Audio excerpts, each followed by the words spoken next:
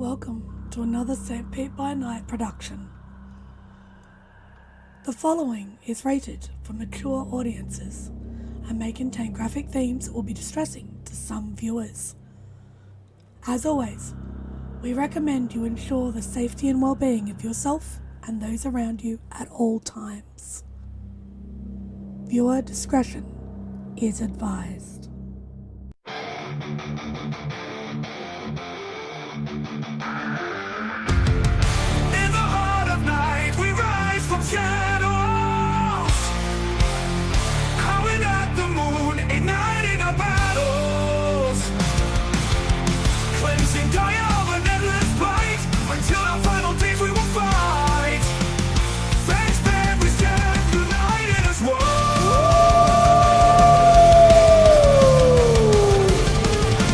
Evil spirits lurking with horror and dread.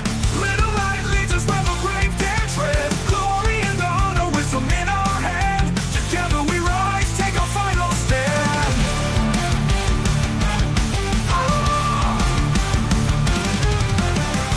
Everywhere we run, the wind is at our back. All the warm forces we will track. From the depths of the ocean to the clouds in the sky, vampires tremble as we learn to fight. Rage across Tampa, in this fight we'll stay. Evil spirits lurking with horror and dread. Little light leads us where the brave dare tread. Glory and honor, wisdom in our hand. Together we rise, take our final stand.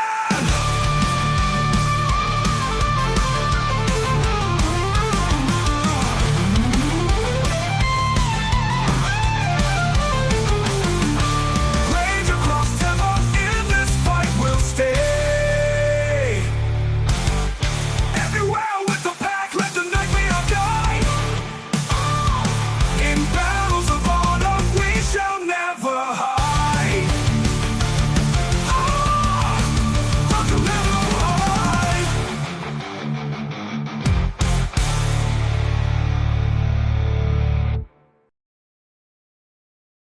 Welcome, everybody, to the St. Pete by Night Entertainment Network. St. Petersburg by Night is an online World of Darkness community based in St. Petersburg, Florida. And aside from a few technical difficulties, it's Tuesday night, so you know what that means. It's time for Rage Across Tampa, our Werewolf the Apocalypse 5th edition chronicle set in the city of Tampa, Florida. My name is Kent, also known as Kent on all social media, and I will be your distressed storyteller slash producer tonight, as I hope everything else works smoothly to get through this episode. But that being said, have you signed up to join our Ko-fi yet? Because if you haven't, you absolutely should, so you can see all of the cool behind-the-scenes features that we have as a member, including Rosebud Thorns, including All About That Face, where you get to see the faces of some of the things that you don't normally get to see on screen, like reaction shots and the like from people who aren't on the screen at the time.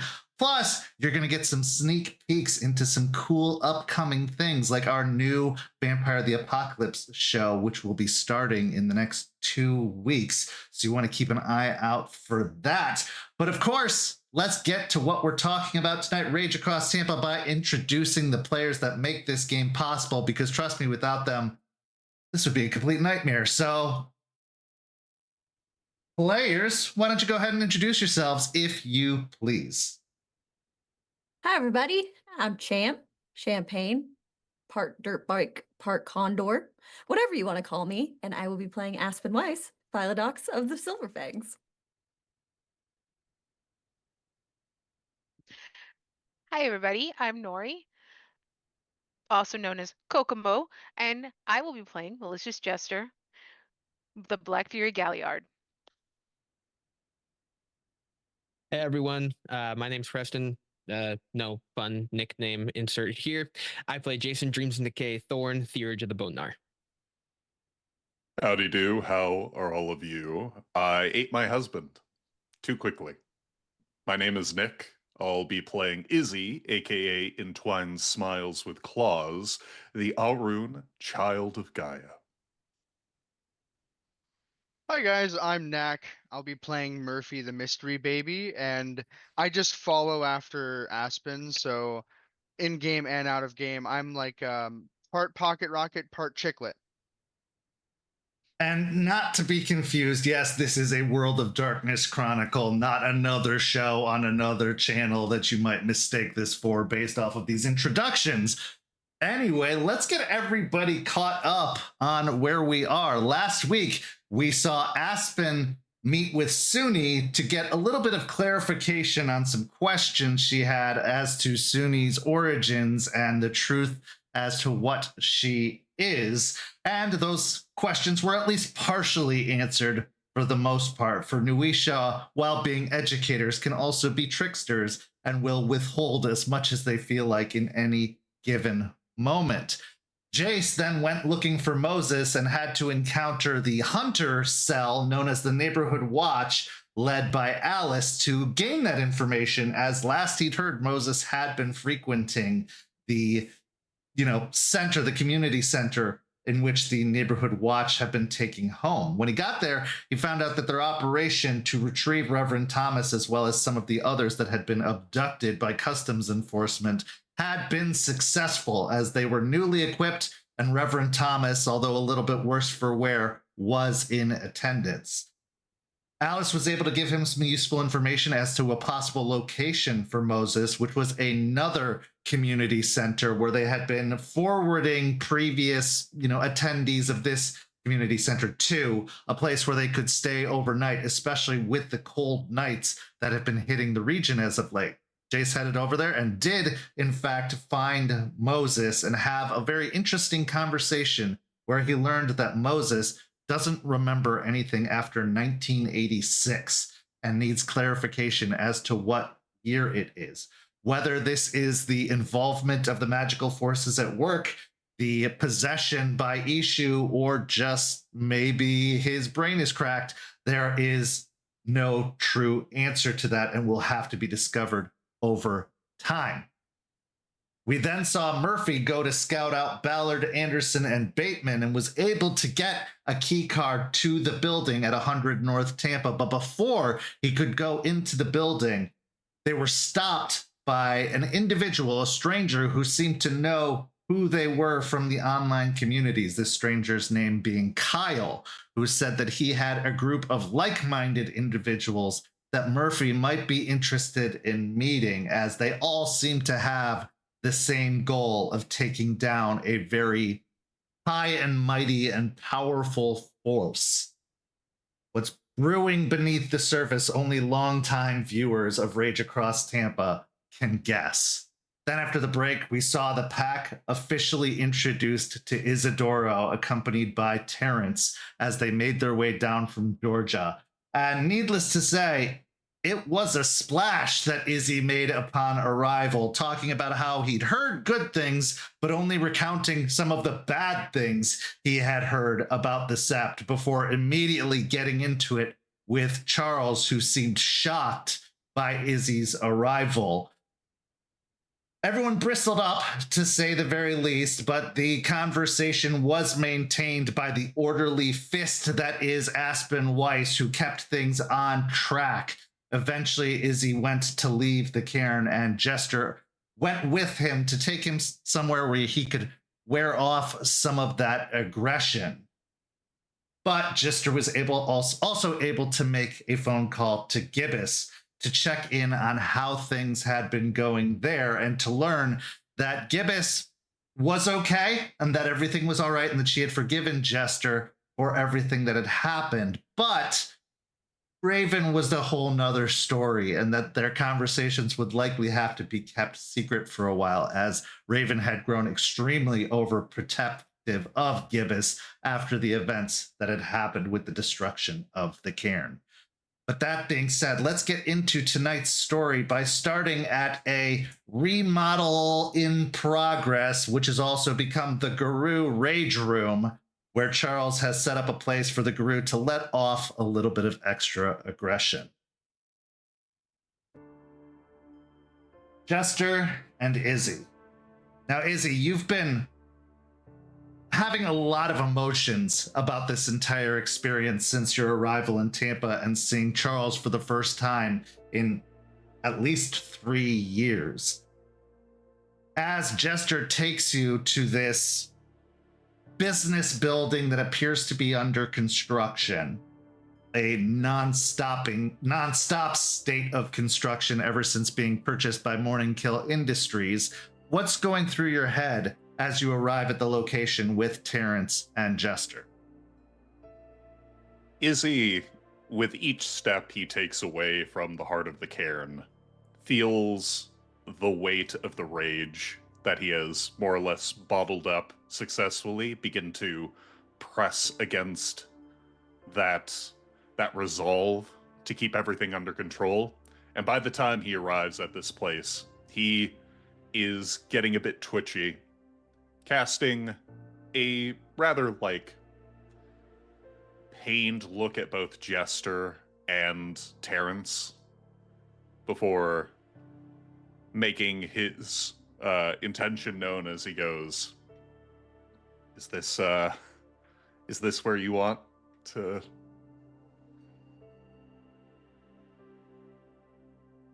I'll once I open the doors and lead us into the actual office space, which is in complete states of disrepair. There are definitely holes in various walls, broken pieces of furniture, and boards and concrete. There's several sledgehammers and baseball bats. I'll just wave my hand, go at it. Try not to throw anything out the window. We don't need the cops called on us. I will say, in addition to the office space, it looks like there actually has been a renovation done since the last time you were here, Jester, where there is now an area that the brick and concrete has been exposed, and you actually see a reinforced iron door that is open that leads to an interior room that seems to be completely cemented and concreted and reinforced in every way possible. A safe room, but safe for everyone outside the room versus whoever would be shoved or forced in there and locked in to let off the aggression that is uncontrollable. So this is a new development since the last time you were here.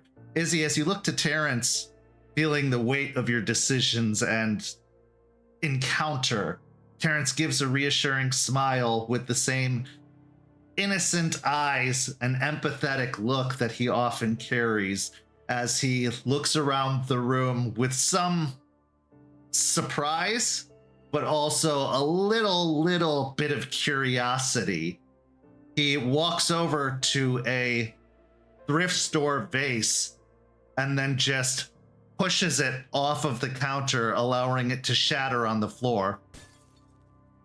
And then he smiles even broader and says, I get the appeal of this place. It's fun. Terrance gets the just deepest laugh as Izzy looks at Jester and just immediately goes into Glabro and punches the safe door. Go ahead and make a rage check. Yep. Keep the rage.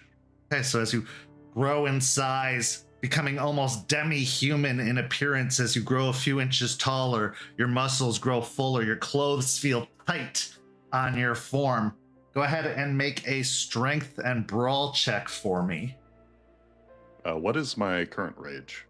I would say you're still I would say you'd probably drop down from a 3 to a 2 at this point, feeling a little bit of remorse. I'm gonna just go over to the table that I think we have set aside that usually we put the drinks and stuff on, and kind of just sit on the table, pull out a small little bag of trail mix and just start munching as they go to town.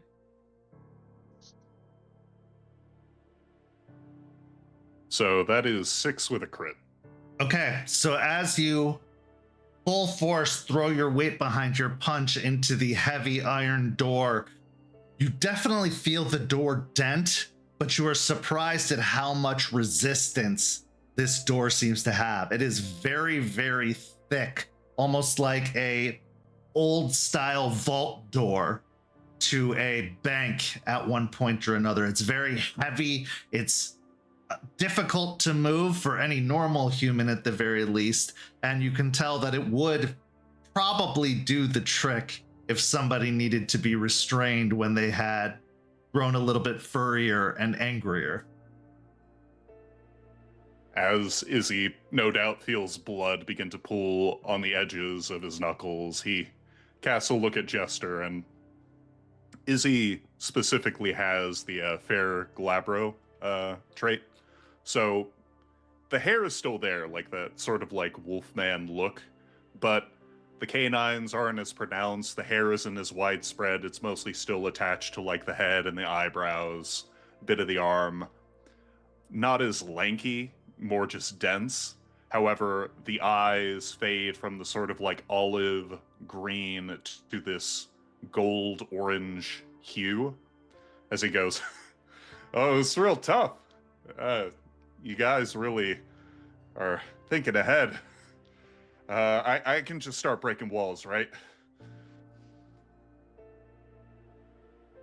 I'll look at the walls. Yeah, go ahead. Just Okay. probably don't break any that might be foundation. Inner walls are good. Inner walls. Got it.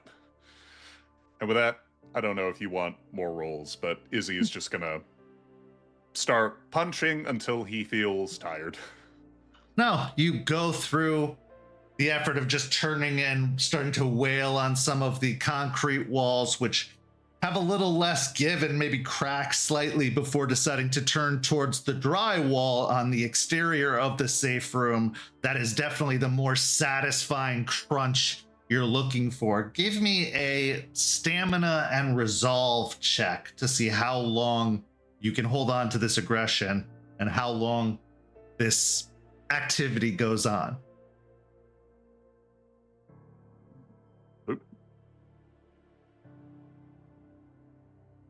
Ooh. Another crit with 7 successes. Okay, so a good hour goes by of just constant wreckage and destruction. Terrance gives up long before that, seemingly satisfied with the one vase that he gently nudged off the table and shattered to the floor, and he goes and sits beside Jester and actually reaches towards the bag of nuts, taking it from her with a please, of course. And then once he returns it, Jester, the bag surprisingly is more full than it was when you handed it to him. It looks like whatever the contents were have replaced themselves and then some, even after he took a handful for himself before passing it back. Look up at the bag and then look to him. You're learning some new tricks. Gaia provides, if you ask the right way. Of course. He looks towards Izzy as Izzy's just wailing on the walls, possibly letting out a grunt every now and then, maybe even a small growl in the back of his throat. Well, he's got endurance, I'll give him that. He does. That is true. How are you, Jess? It's been a while. I'm good. I mean, for us, it hasn't been that long, but yeah, I'm good. It feels like a lifetime when you're up in Georgia. I mean, it's nice and all, but it's cold at times. And, well, I work from sun up to sundown most days on the farm, so it's not the same. Well, are you home for good, or is this just a visit? Casts another glance towards Izzy and then back at you and says, I think I'm going to stick around for a little while, at least to make sure that he's settled in and that, you know, whatever this all is dealt with in a non-destructive, productive manner. He's He's in a hurting. lot of pain. I And can tell. that kind of pain lasting for 3 years has to be pretty deep.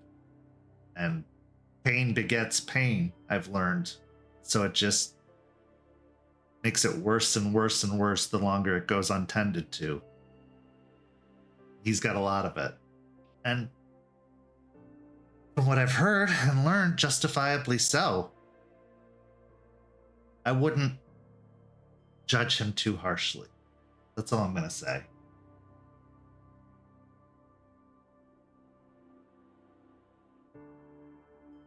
I'll throw an arm around Terrance's shoulders. Don't worry about it. I think you know better than anyone the first impression Charles can give. I can't imagine what it was like seeing him fresh out of the box and filled with his own form of trauma that he was compensating for. Oh yeah, it was interesting. He was he was an asshole. Well, if the story I heard from Aiden is any indication, yeah. But from the looks of it, he's doing better, it seems. But he's changed some since the last time I saw him. I mean, I saw him briefly when you passed through, but I mean, no extended period of hanging out. No. He has changed a lot. Speaking of Aiden, we should take you to see his tree. I'd like that. New Cairn is lovely. It just, had other priorities at the time, but I'd love to actually spend some time there and get to see what all the fuss is about. Of course, you're welcome. You know that. Well, Unicorn tells us that we have to do our best to understand the correlation between humans and spirits and the effect it has on the Umbra and kind of set things aright after they've been thrown so out of whack. And the feeling I got going into that place, it was strange, but also very calming. Yeah, that Karen's special. We can talk about it later. Of course, yeah. There's a whole thing with it, so. But it's definitely different than a lot of Karen's. At this point, Izzy, you've been going for a while, and you just feel that sweat dripping down your brow. You feel the soreness starting to ache in your fists and even down to your bones. Nothing permanent, nothing harmful, just enough to tell you that exhaustion is starting to take hold. Your breath panting, your heart rate slowing after having been accelerated pretty much since you stepped foot in Tampa, let alone in the cairn. You feel with one last punch that just sinks deep down, you end up hitting a metal beam and going, oh, that's probably far enough, and you feel yourself calm, at least enough for a conversation. Once I see him panting a bit, I'm going to hop off the table, pull like a little towel, like a hand towel, out of my or wash rag really, out of my bag, and a bottle of water, and walk over and hand them both to him. Then lean against a wall he hasn't destroyed.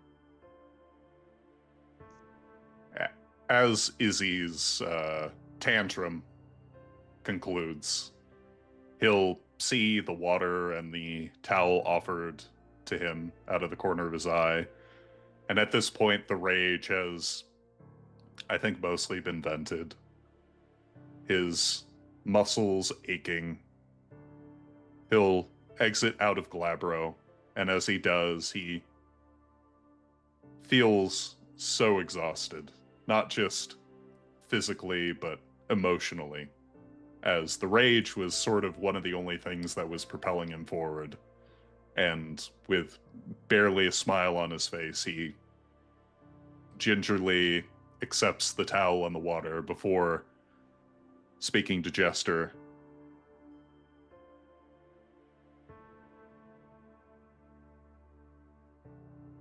I know I came to start something.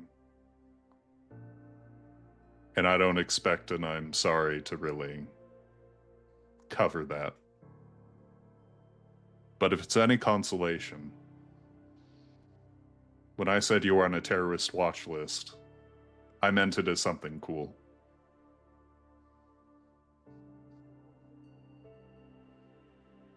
The vampire did that.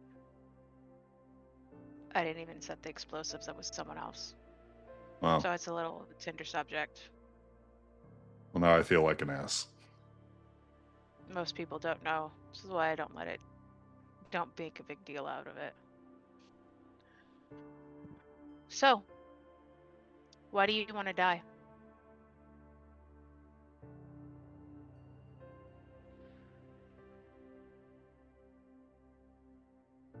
With you being down here in Florida, I don't know how much of the nation's culture you're steeped in. I assume you were trained somewhere else. Colorado. Colorado. Been there a couple times. Would you say, in your training,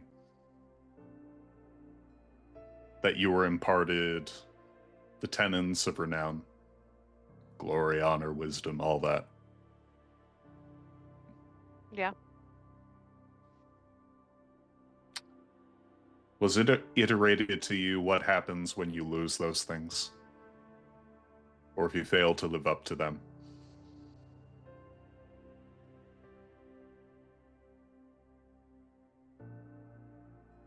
A little bit. Do you mind telling me what a little bit means? Mostly shame. Yeah, shame. Looked down upon among everybody else.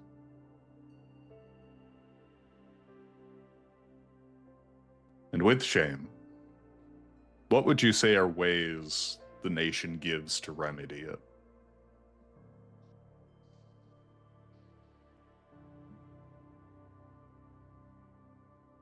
Probably the other ways they give to remedy Harano or Hogloss. Nothing. Yeah. Except for one, the Aurun special. You die nobly. Even as a disgrace, people are going to say, well, at least with their dying breath. Fill in the blank.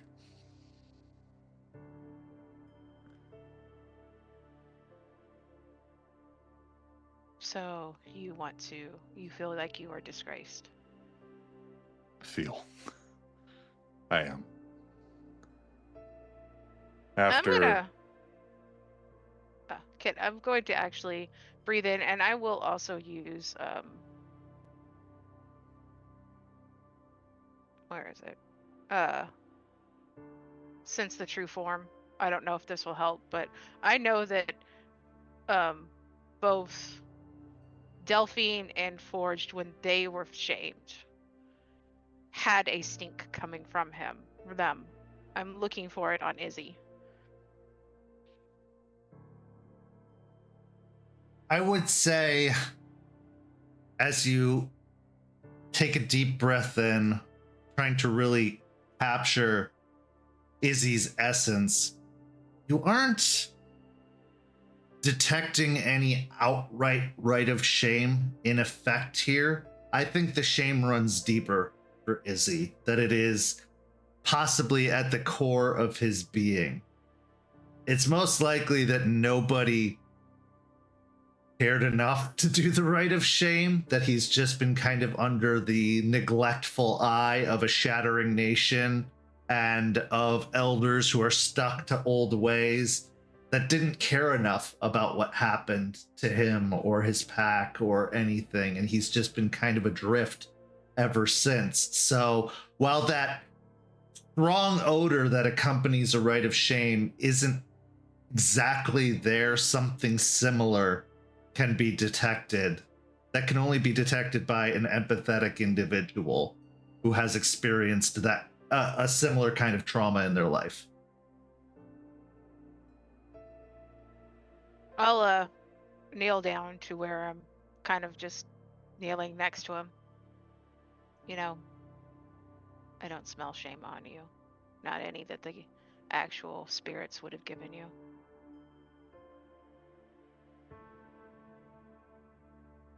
Well,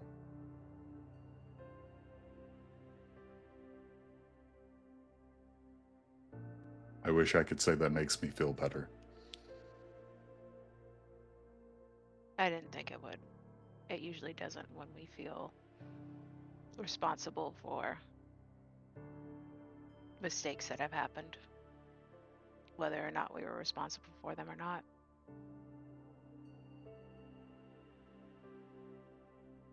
Did you Can tell? I ask a question? Terrance says. Izzy puts on as much of a smile as he can manage in the moment, trying to be kind to Terrance. Who was going to tell that story, Isidoro?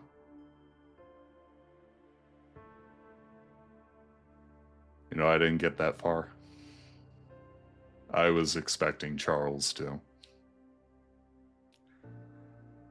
I told you What? Charles is terrible at telling stories, like bad. Him and me both. Same with the spirits. We sucked at them so bad. Oh my god. Well, it doesn't help that the nation likes to teach most people that aren't theurges that spirits should not be trusted or talked to, even though we are part spirit, so. It was always a thing of, oh, spirits talking, call your theurge. Or don't say anything, be kind, you don't want to ruin the nation standing with the spirits, don't do anything stupid, and it just meant that whenever a spirit made itself known, you didn't do anything. You just were passive.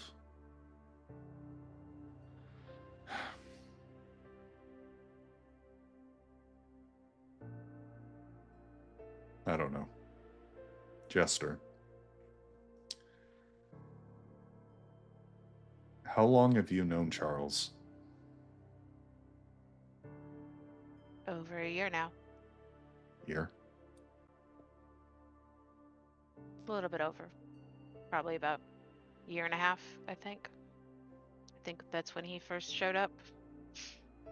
His perfect suit and well-shined shoes. Completely stone mask. Tended hair. Almost a statue. Mm-hmm.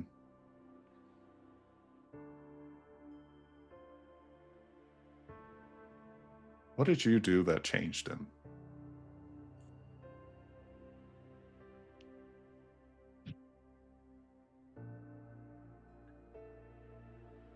I don't know when it started.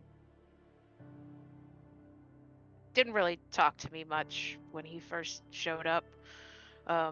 Mostly was there for Aspen.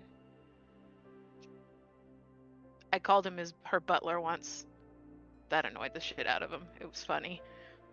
So what'd he do? Got really well.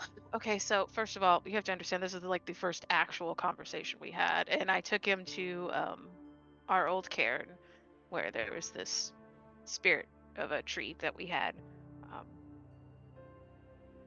Anyway, I had him laying mulch and helping me pretty much just lay special mulch around it because I wanted to see if the Arun was capable of helping create something and not just destroying it. You managed to get Charles to do gardening? How the fuck? I kind of pushed the bag and made him carry it over to the tree, and then we talked. What did he say? I believe he came in with, you know, am I going to act up any more than I did before? And I'm like, well, I kind of learned some lessons, and blah, blah, blah. And he's like, I'm here to remove any weak links, so beware of that. But beneath all the bullshit, he didn't actually mean it. He didn't want to be some sort of boogeyman. And then we went on a mission and he kind of got accidentally set on fire, and that kind of was bad for him. I'll have to hear more details on that.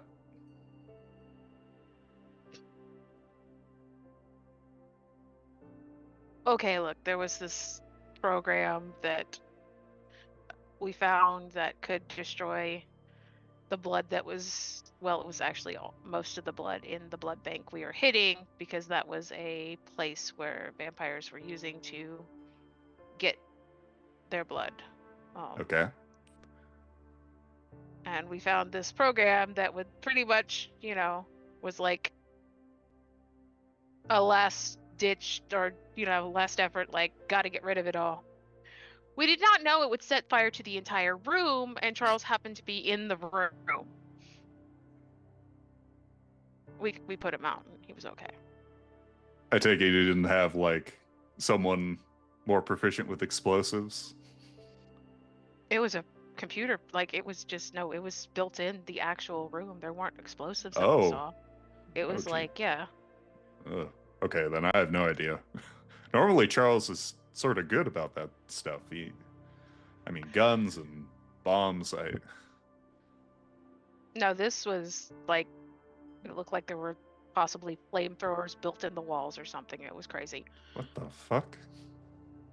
And for the first time, Izzie's light returns to his eyes as he's reveling in this sort of, like, action story. So you're telling me Charles Albrecht got hit by a flamethrower in a blood bank lab? What the fuck are the leeches cooking? It's Tampa, man. This place is crazy. I should have come down here. Why didn't no one say this? They just said it's lost and boring. Of course they do. Tampa was always a lost cause to them, but those of us that came here, well, we were called. We knew somebody or something felt that it still had hope. As for Charles, well, he was oddly kept being there in some of the worst times of my life.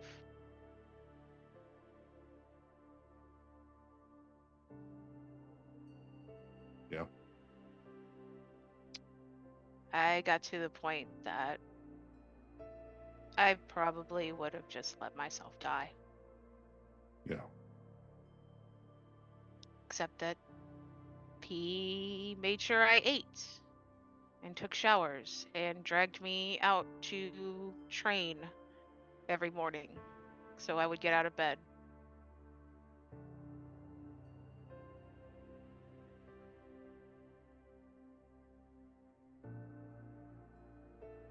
Did he ever say anything about the Piercing Moonrise pack? No, he didn't really talk about any of his previous packs. It's hard to get him to talk about things from his past. Yeah. Yeah.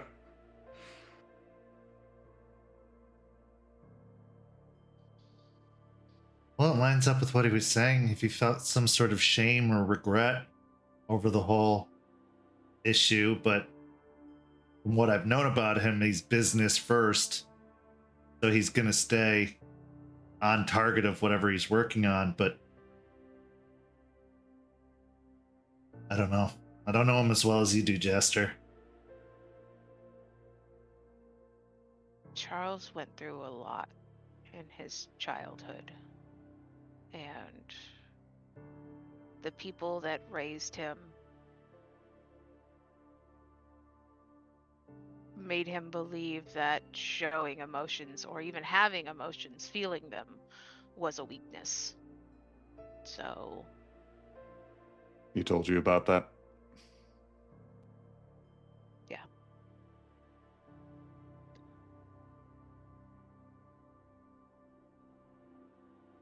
For the longest, he ignored them or pushed them down. Which, I think everybody in this room was aware, it's not really healthy. Like, that doesn't fix anything. I don't know what you're talking about. Look at the wall. Yeah. Look, I'm not saying you can't be mad at Charles. Your feelings about him leaving are legitimate, but even Jace said it. Most of your feelings were probably pointed at the wrong person.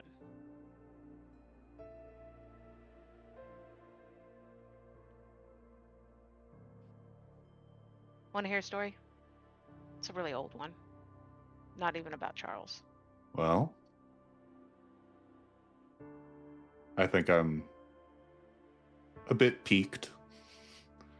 Let me hear it. At this point, Terrance quickly reaches into his side bag and pulls out a notepad and a pen excitedly. Oh, come on. You don't have to write it down. Sometimes you can just hear the story, okay? Yeah, but I don't want to forget anything. It sounds important. She said it's very old. I mean, old stories, yeah, there can be a dime a dozen, but if they're from here, that's even more fascinating. Terrance, Hey, do you all want right. to... No, hold on. There's a lesson here. Do you want to deprive malicious Jester here her right of telling the story again? That's fair. That's a valid point. Okay, yeah. Yeah. That's your job, I suppose. And he packs the notepad away, but then props his hands up or his elbows on his knees and just rests his chin on his fists. I actually have this written down in the silver record I'm creating for here, so, you know. Oh, wow. I got my face again. Long time ago,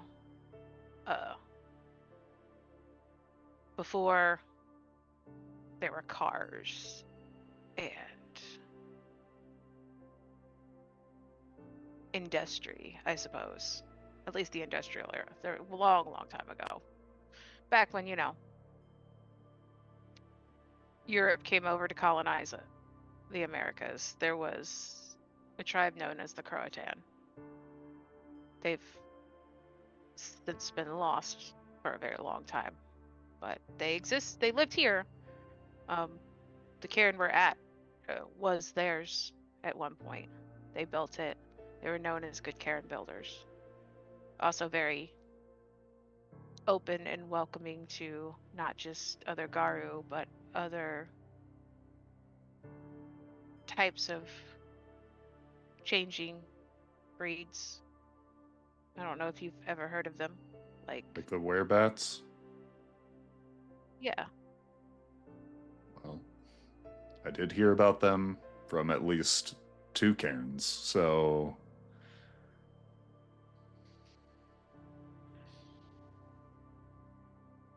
There was a rune known as Stoneshell. Stoneshell was a bit like his name. He was the shield of his pack, there to stand and protect them.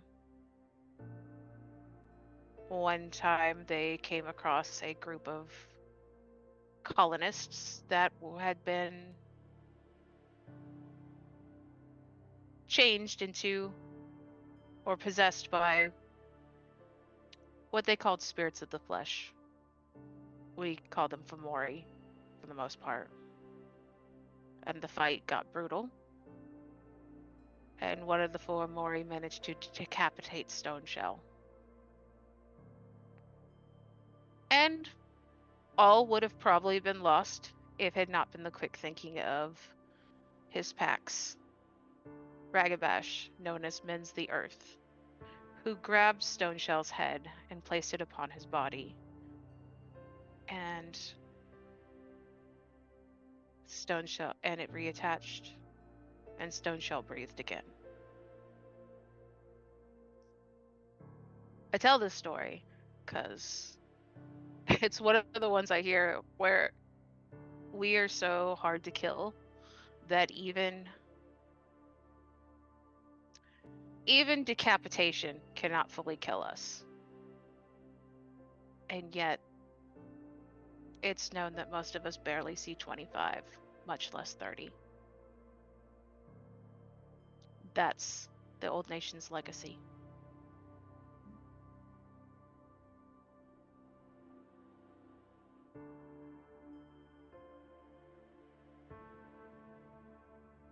Okay. Well, Sounds like you experienced firsthand the neglect and the ideas that we're just, some of them think that we're just soldiers to be thrown away and thrown at the enemy. Doesn't matter if we live or die, we're just tools. Most of us down here want to change that.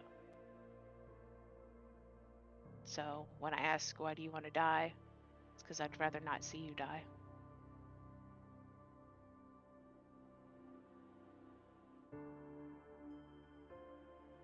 Izzy has a twinge of embarrassment at how plain his motivation is before realizing that there is maybe a reason why he wasn't able to reach Charles.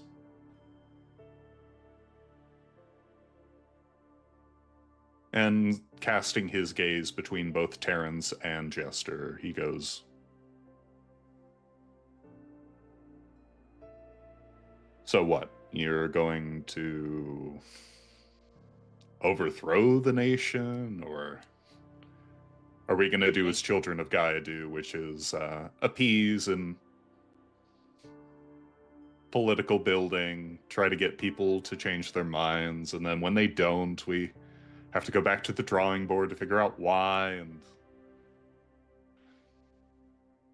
Terrance gets a slightly offended look at first, but then just nods in agreement as he speaks more and more truth. Well, I'm not a child of Gaia. I think, yes, we need to have conversations with others, but I'm pretty sure your story is not unique. Neither is mine. Neither is anyone at the SEPs. Trust me, they've all gone through something. So maybe appealing to that, realizing, hey, the way we're going, things isn't working. Will there be some that are so stuck in their ways that they will fight us? Absolutely.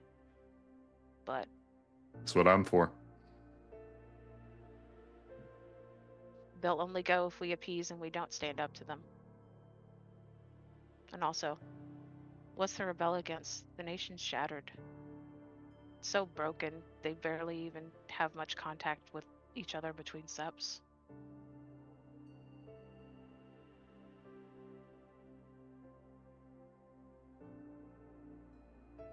We want something different, and we're trying for something different, and we're still figuring out what that is and how to go about it. Because, at least for me, what else is there?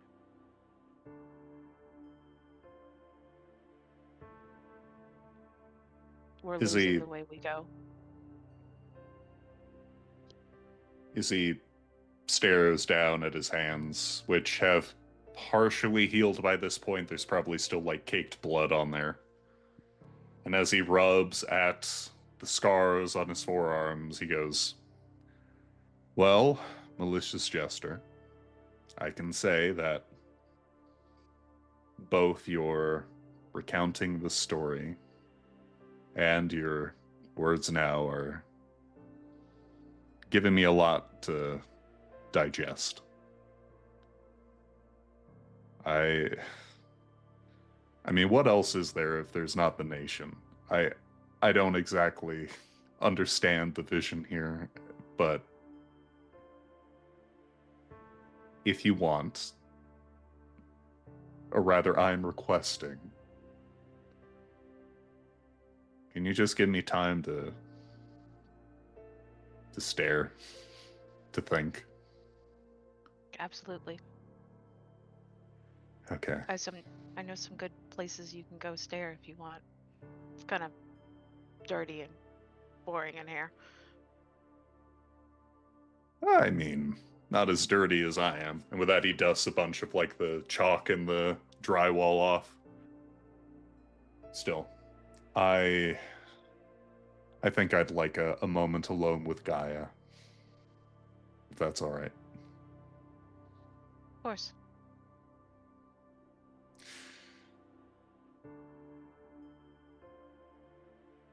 Did we put back people, like, weeks of work here? Oh, no. Do I have to pay for this? No, probably not. Let's Oh, okay.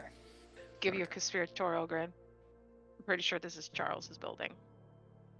We just use it as this often. Well, I may come back here. Just remember, it's not just Charles's. A lot of us use this to let off steam, like you just did. So. Of course. I would never just consider Charles in my damage to the local environs. Come on, there's a pretty lake I can drop you off that you can spend some time in Gaia's bounty. What are you doing, Terrance? Well, I'm just here for whatever's needed. As I said, I wanted to make sure you had a smooth transition going in, but I'm happy to catch up with Jester and the others, and if you need me, you know how to get a hold of me. Yeah, you've been a good kid. And, well, we're all together. Jester, have you had a moot yet? When's the next one? We had one a while back. Okay. We were planning one, but things kind of got crazy. They're just calming down, but I don't know. Talk to Aspen, see if we can get one arranged. I feel like I would not be the best face to request that of Aspen. However, Terrance, Yeah. maybe like a homecoming gift. Hey, can you make a little moot Well, now that everyone's together? I'm about to have my 2-year anniversary of being a Garou in April, so maybe I can just ask that for a, I don't know, survival gift, birthday present. I'm not exactly sure. First change anniversary, change-iversary gift, maybe. Mm-hmm.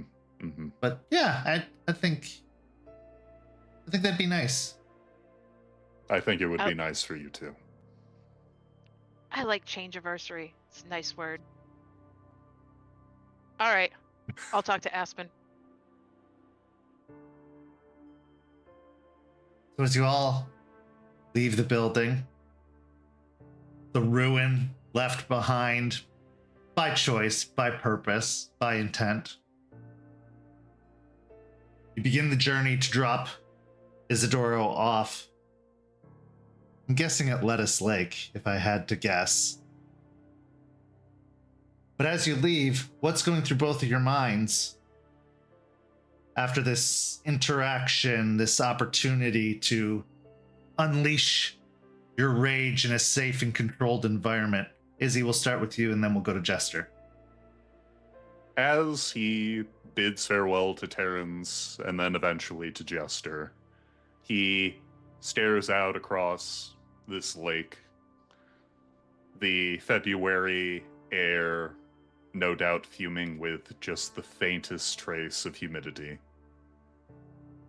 As he sits down, feeling a sense of calm for the first time in quite a while. And then, like a dam breaking, he recalls backwards the events leading to this, where he emptied his rage, he begged Charles to kill him, the interaction with the Sept, the long travels, the death of his packmates, the loss of the pack, and then he just curls over and cries, alone. Jester, this is the first official conversation you've had one-on-one with Isidoro. He asked some very interesting questions, some very probing questions about Charles. What's going through your mind as you've now left him and you and Terrance are headed out to grab some food?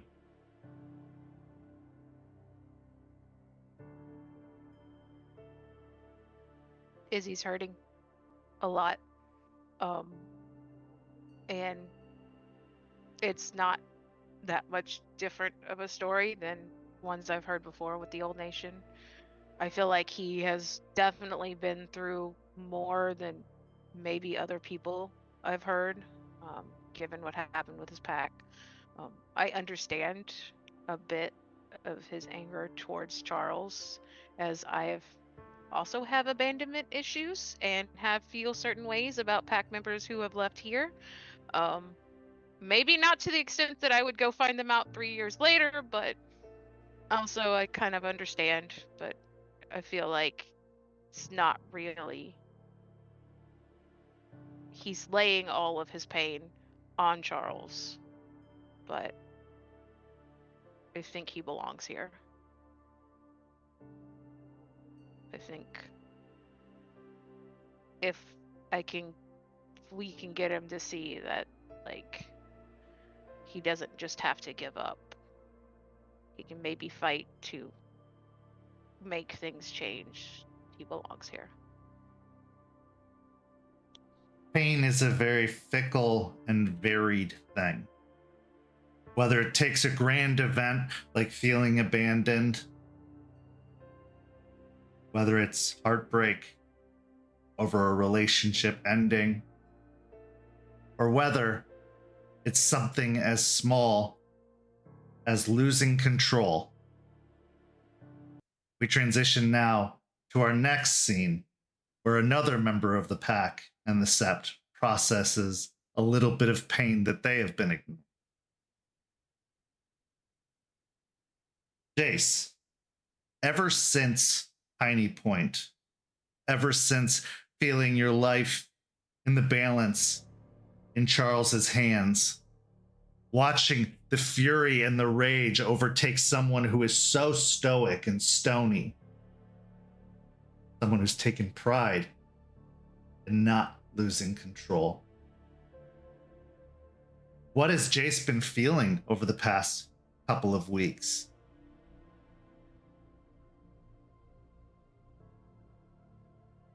Confusion, for one. Pain, anger, sorrow.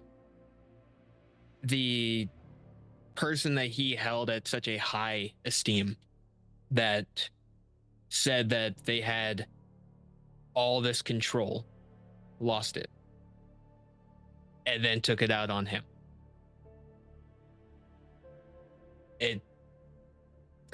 Most of the time when these things happen, he's able to let these things go. He has an understanding of why it happened. But the weeks that have gone by, it's almost been brewing and just getting to a point where it's starting to boil over. Would you say that fear was also a contributing factor? Absolutely. As you've been in dangerous situations, but never have you been at the mercy of someone so powerful, someone so undeniable. Well, this frustration and anger and fear has taken you to the gun range, a place that you have found yourself practicing more and more, especially over these last 2 weeks. Because if an incident like that were to occur, you were not going to be caught off guard. You were not going to be caught unprepared. So as you look at the targets in the empty facility, go ahead and roll me a composure and firearms. However, I'd like that to be at a -2, as you are still reliving all of this anger and pain and fear that it makes concentration even more difficult. Rage. I'd say you're at a rage 2, a steady rage 2, especially after this encounter with this new guy who came in and everything that's happened.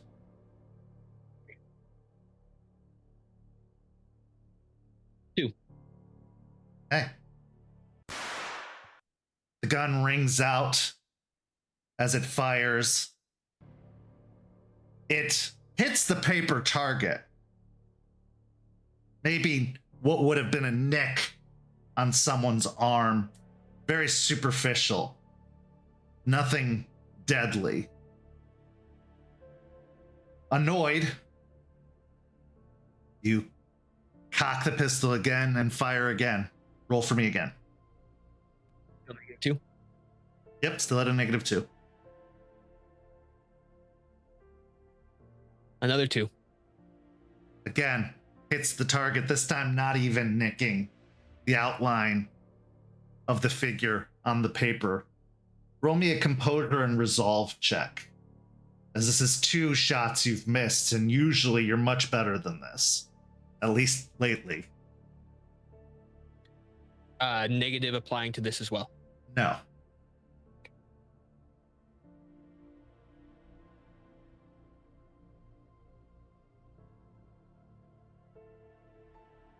One.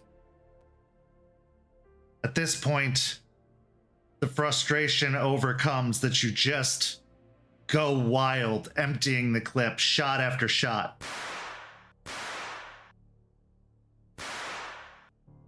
And eventually, you find the pistol just clicking in your hand as you still aim it down range. Out of frustration, you just end up hurling the firearm down the range, letting out a almost feral scream as you, in your own way, lose control. Not so far as to go into a frenzy of any sort, but just your adrenaline and anger overcomes you. Roll me a dexterity and athletics check for throwing the pistol at the target. This time there will be no negative, as you are just going full force on this. There's no concentration required. 3. Okay, so as the pistol hits the target, it ends up causing the target to fall loose from what's holding it up, sending it drifting towards the ground. And from behind you, you hear a voice say, "I wouldn't want to be that target right now." He'll take a moment, take a deep breath, not respond at all, and just walk up to the paper, not acknowledging him at all.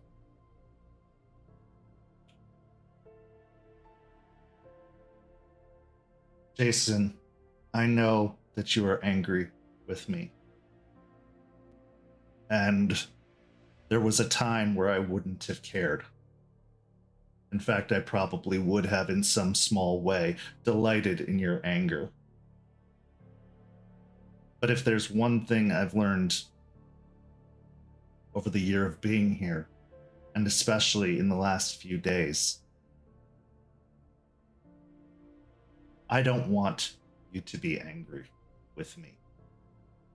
I don't want to let 3 years go by, letting a wound go untended, especially from someone who I've come to respect and care for. So,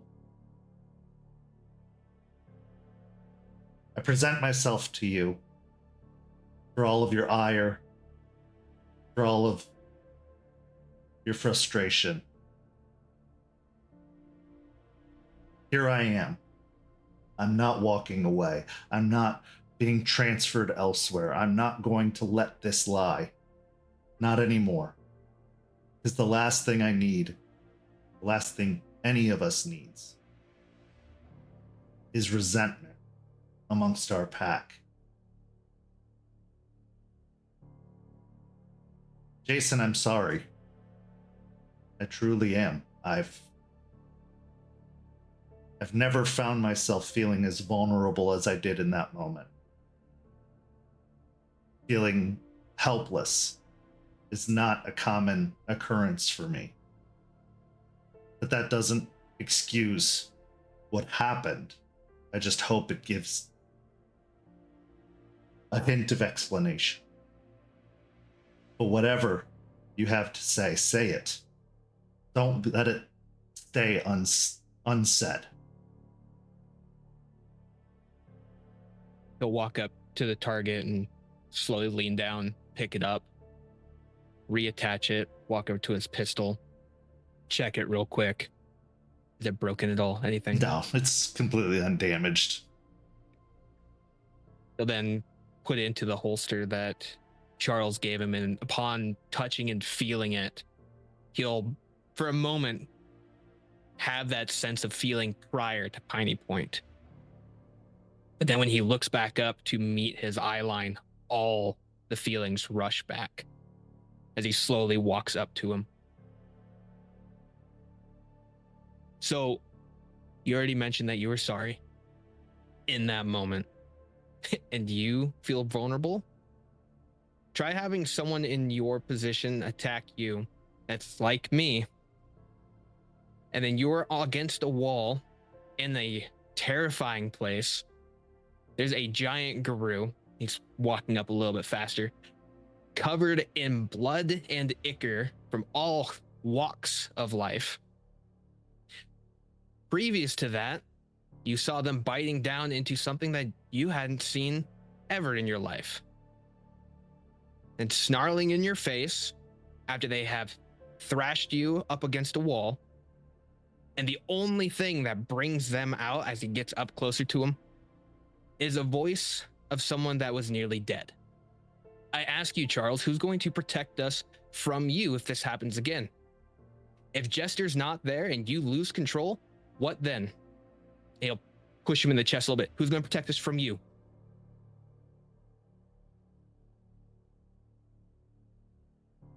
If, this is a big if, you ever find yourself in a situation opposed from me, take the shot. Because if I'm ever in a position where I can't control myself again, the last thing I would want is to hurt those that I care about. I would rather die. And Arun's responsibility is to protect his pack, not harm it. Jace, it wasn't. Hey, no. Jason. You don't get to call me that. It wasn't just Jester's voice that brought me out. It was the look in your eyes, that fear. If I'd wanted to kill you, I think we both know I would have and not taken a second to do so. But a part of me saw what was happening and knew. A part of me fought against that rage.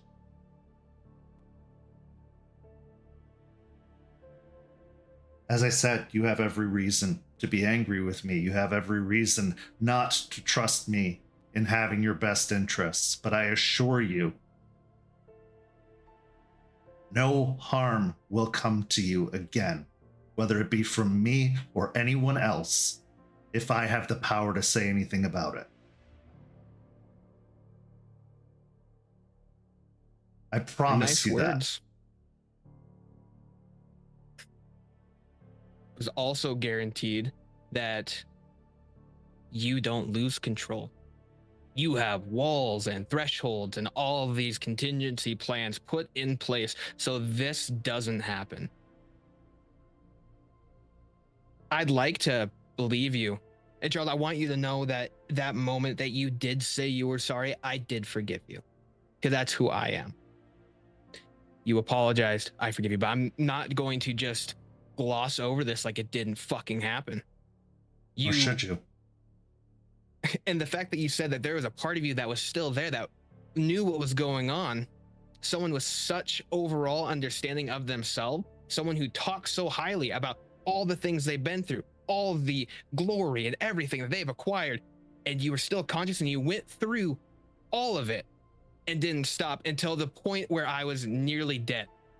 No, it was you who brought me out.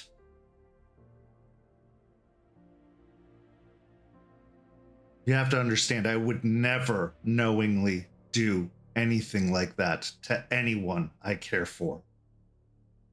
I didn't just sit by and watch it happen. I was gone. But you brought me back. Jester brought me back. Both of you. Because there's no one outside of this pack I hold higher respect for. No one. Coming from me, whether you believe it or not, that actually does mean something.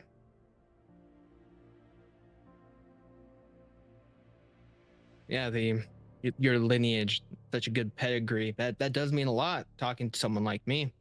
But man, high esteem from you. That's not what I meant, but yeah. I get your high horse, I understand. I appreciate the acknowledgement. What would you like me to do?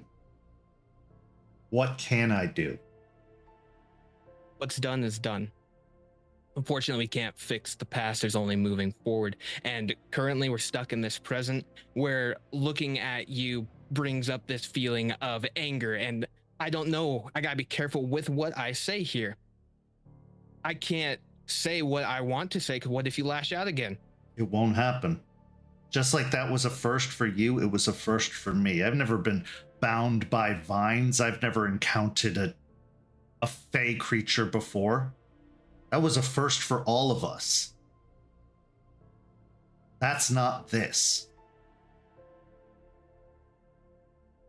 I have had Garou yell in my face and judge me.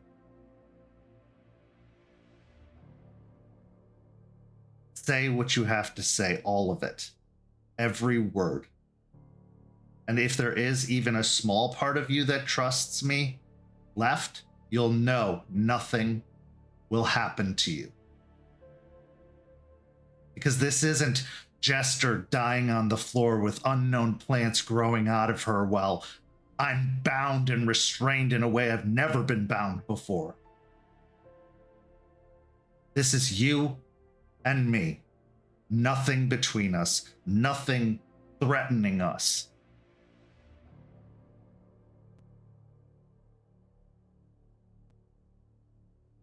And there's still no excuse for what happened. But I need you to know it was a first for me also. Something I could never have planned for or expected.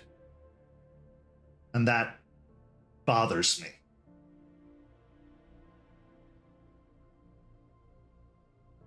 I'll take a couple steps away and walk back over towards the table.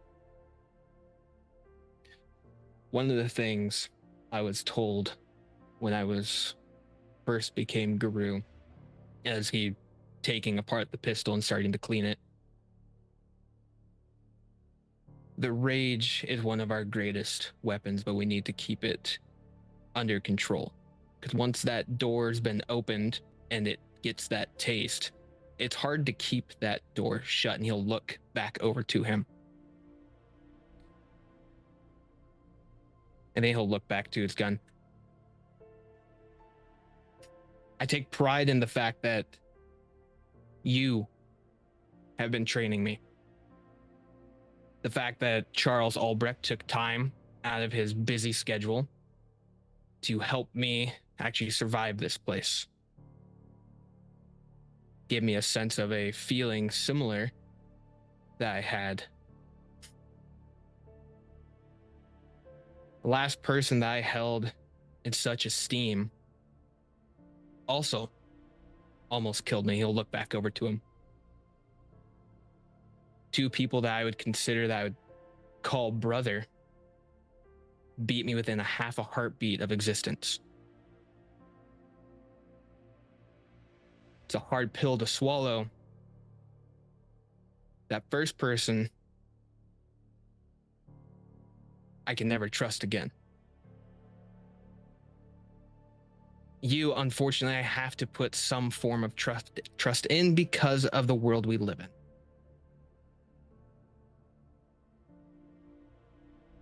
Charles, moving forward, making this clear, when your past showed up not too long ago, and I made the statements I did to show that they weren't necessarily angry with you. Now, they have good reason to be, but when I brought to the overall light that they're mad more at the nation, I didn't do it for you.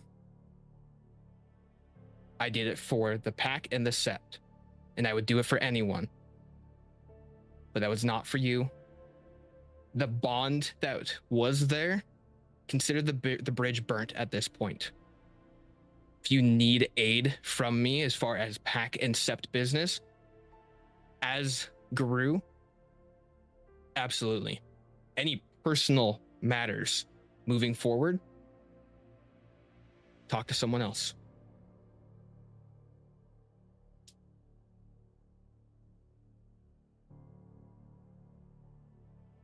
I was showing you how to shoot a gun. You were training me. That caring didn't have to be a bad thing. That investing didn't have to be a bad thing.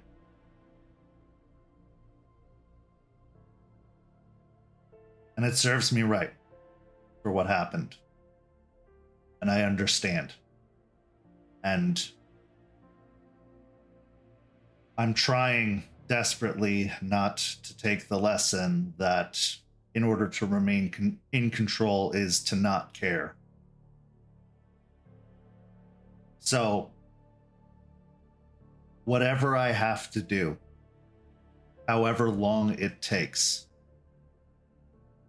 Jason, I promise you, I will fight tirelessly to earn that bond back, because losing it hurts more than any silver bullet, than anything I've ever had to fight, and I've fought a lot of things.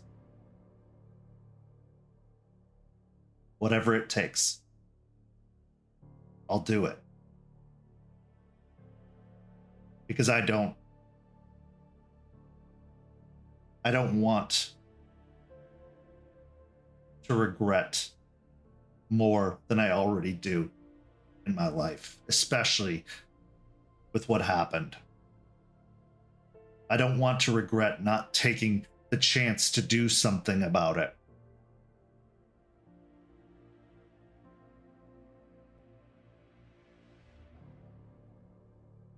In my mind, you are my brother. And brothers fight, so I'm told. I didn't have any siblings growing up, but they also make up. And we will make up. And I think you know that when I set my mind to something, nothing's going to deter it. So I suppose I'm threatening you with reconciliation one day, but I will never force something upon you that you don't want.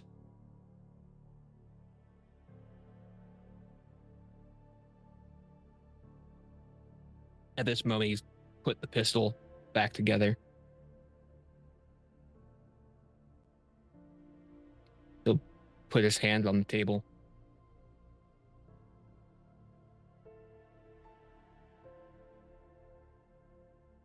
Charles, in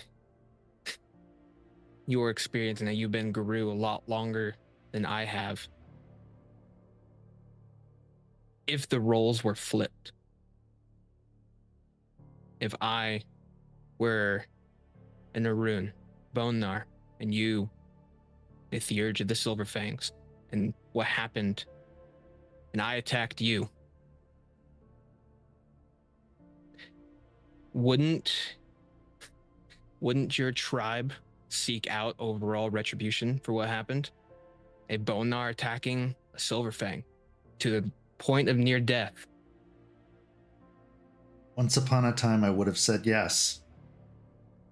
But I am not my tribe. Not anymore. I am this pack. I am this sept. I am this mission. This new nation.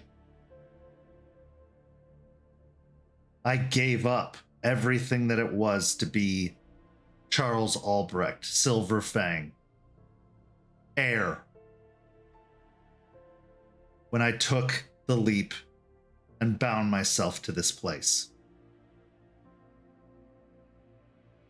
There is no falcon to fly me to the world beyond, and I don't even care for spirits, so I probably wouldn't go if they did. But what I do care for is someone that does care for spirits. Is someone who understands them and can contemplate them in ways I never can.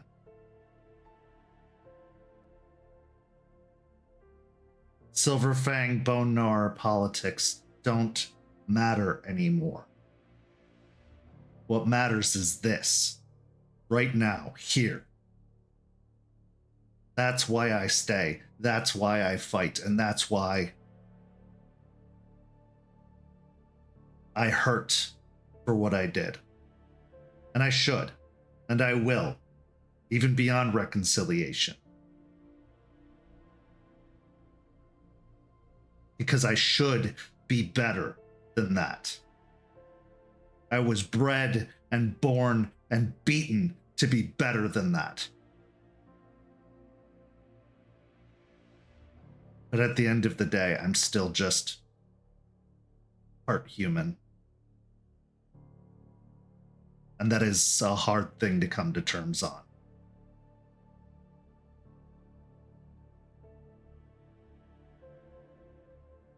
You didn't deserve it. It should never have happened. And it won't happen again.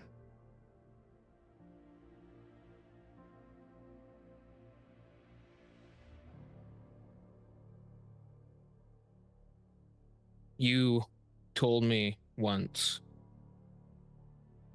that you take your oaths very seriously.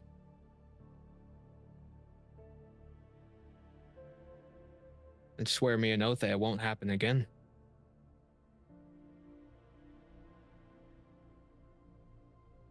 Charles, without thinking, reaches into one of his pants pockets and pulls out the key to his car. He then takes the key and jams it into the top of his own hand, causing blood to start to run down his hand. By the last tenet of the litany, I swear this oath. I will never bring harm, if it is within my power, to anyone of this sept, of this tribe, of this nation, ever again.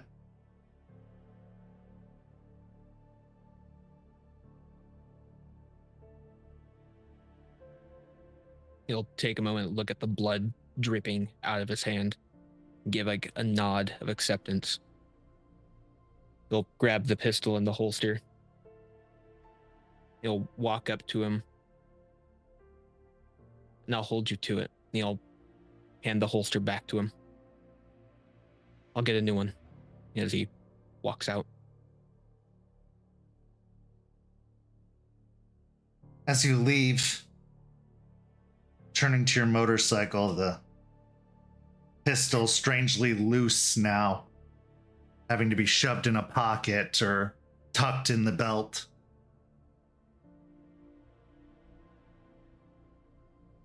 You ride off. What is going through your mind now? Same shit, pretty much. It didn't feel good. He thought saying those things, getting it out, would almost heal that gaping wound that he has there. The words Charles did say helped. Him swearing an oath like that also spoke bounds due to the fact that he keeps those very sacred to himself. But as he drives off, he can't help but think that, is him keeping this feeling, is that going to benefit the ends of this set? Or should he just let bygones be bygones and just move forward? Pain comes easy. Forgiveness, not so much. But a festering wound undoubtedly will become infected the longer it's left. Words are fine, but for those from the streets, those from a life of hardship, actions are truly the defining quality. But will it be too late? Who can say? With this, we go to break. We'll be back in just a few minutes with the second half of tonight's story. St. Petersburg by Night is brought to you through collaboration with our partnered vendors: Chromatic Creations, Panchi Artista, Ember Fox Dice, Champs Tramps, and Howl and Hop Tea. Links to our partnered vendors, as well as our Twitch and YouTube channels, can be found on our website, stpbynight.com. You can follow St. Pete by Night on all socials with the hashtag St. Pete by Night. If you wish to support our programs, you can do so at ko-fi.com/St. Pete by Night to help keep the stories rolling. Welcome back. As we return, technical issues aside, which will all be sorted out in the wash, we return to Izzy. Now, Isidoro, you have had a lot of emotions take over, and you finally let them out on the banks of the lake.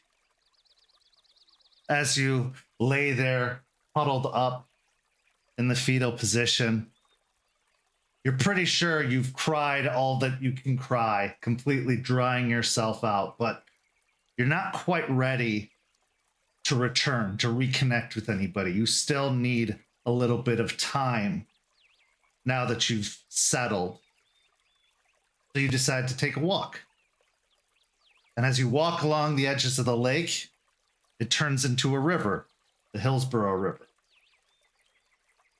And you start tracing the edge of the river, thinking, knowing that it will eventually take you back to the cairn, and maybe that this is the time that you need to process. Maybe this distance will help you present a better face once you arrive at the cairn itself. As you're walking along, you eventually start hearing the sounds of the dirt kind of clopping next to you. And as you draw nearer and nearer to that place of spiritual power, your eyes glance over to see a massive horse with a sparkling and colorful mane dangling down, and a long protruding horn perfectly spiraled and coiled out of its forehead, as it clops along next to you, wordlessly.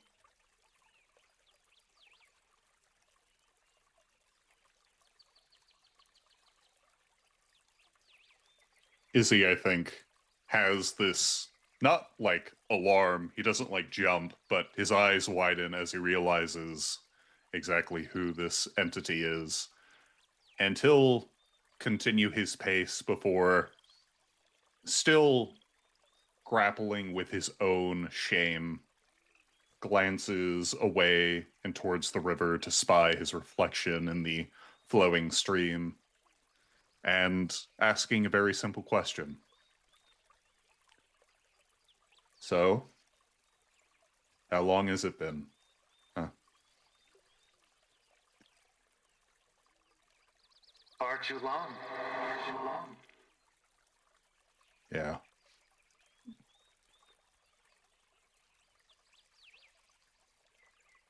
But I understand. Even amongst my children, there are those who still can't quite grasp what it is we do.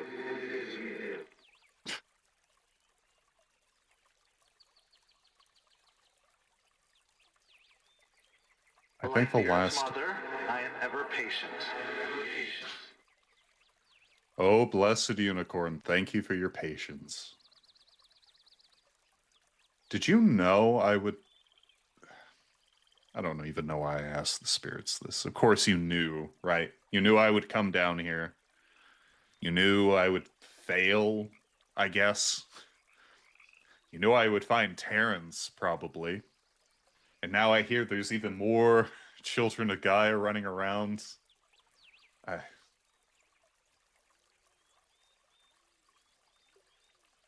feel like...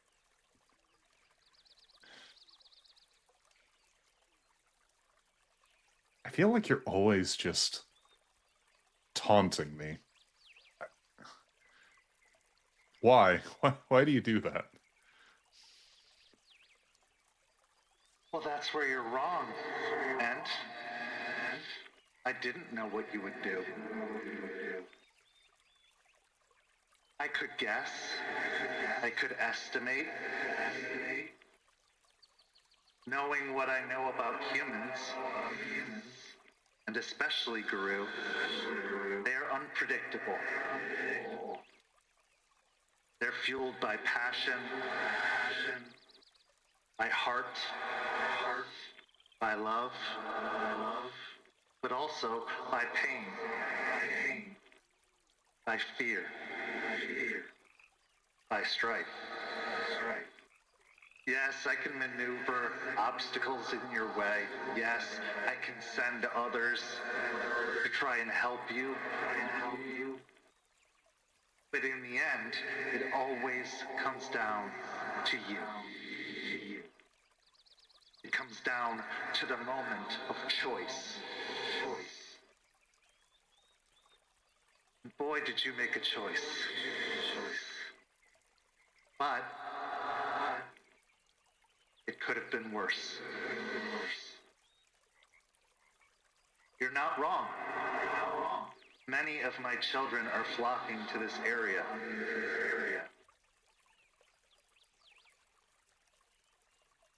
Shouldn't an elder of my children be there to greet them, to show them the way? Or Yeah. are they there to make a fool of themselves and get themselves killed just because they hurt? Izzy rolls his... Oh, go ahead. Izzy rolls his neck, realizing that for the upteenth time, Unicorn speaks truth. And that shame embitters deeper in his chest. What you said, what you feel, isn't wrong. You were hurt.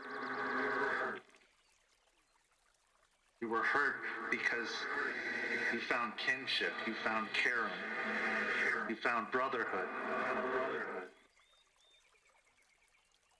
Losing that hurts. and would hurt anyone. It's what you do with that hurt that defines the type of Garou you are, the type of person you are. I don't fault you for what you did. I don't fault you for what you were going to do.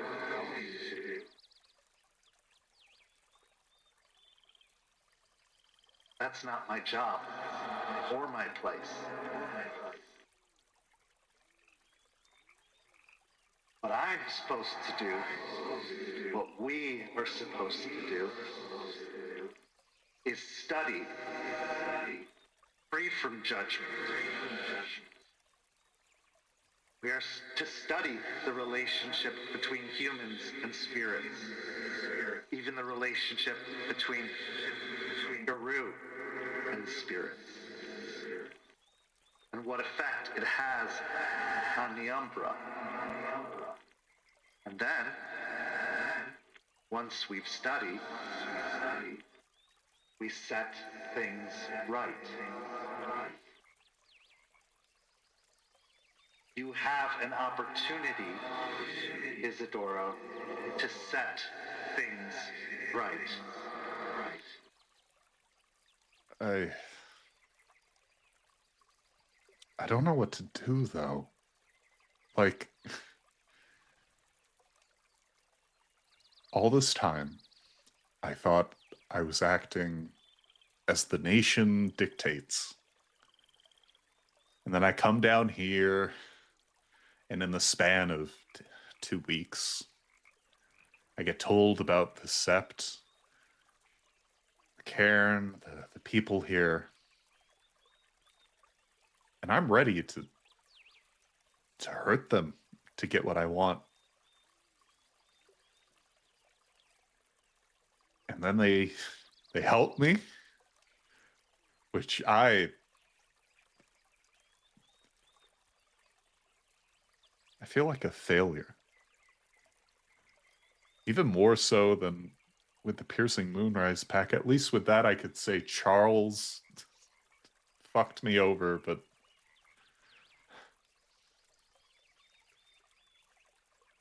and Terrance, and then Jester, even Aspen and Jason.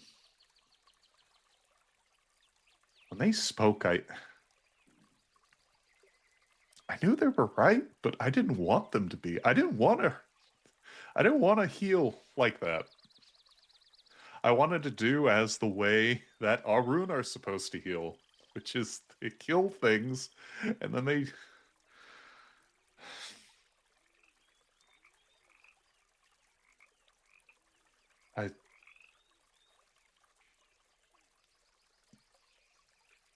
I just want to know what I'm supposed to do now. I don't know. And with that, Izzy stops,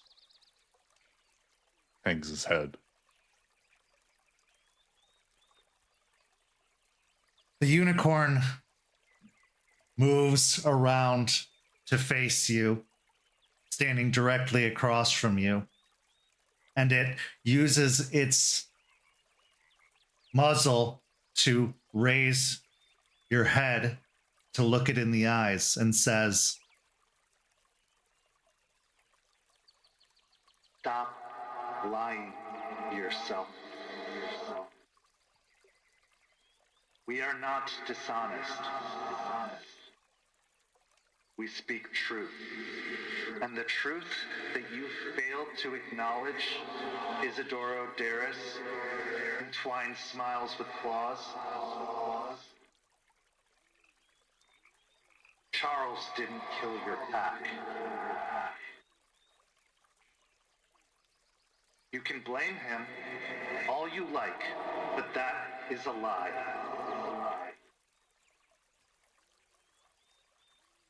He left and it hurt. He left and it made you weaker. But to blame another for the shortcomings, the betrayal, is a lie, a folly.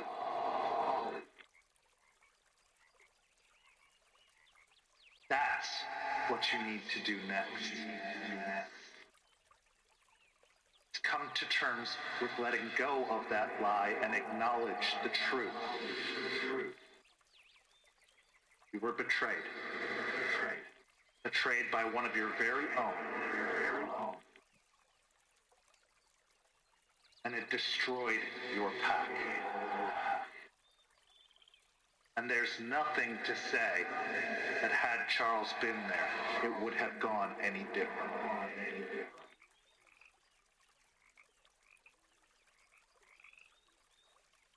So, how do I stop that then? I feel it. I feel that frustration just gnawed in my chest. And every time I think about Charles, I can't untwine it. It's as deep as rage, it feels like. And without the pack or anyone else, I feel like I don't have any connections anymore. It's myself. And I don't know if I'm strong enough to do it by myself. You're not by yourself. First, look where we are.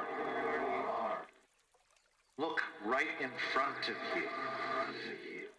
And second, Terrance isn't a speed bump. He isn't a barricade. He's a chance. An opportunity to find connection. And the other two? They are also that chance.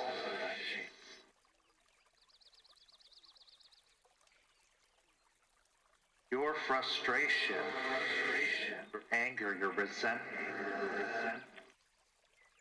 it is a shield against fear and grief. Another lie, Isidoro Daris.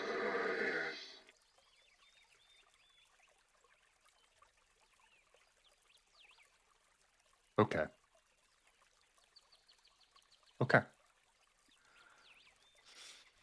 First, I talk. Then I listen. And then we'll see what happens, I guess. Unicorn, I'm tired of feeling this way.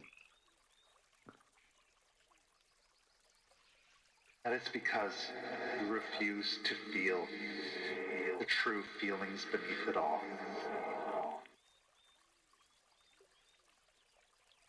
You talk, you listen, you feel, and you learn.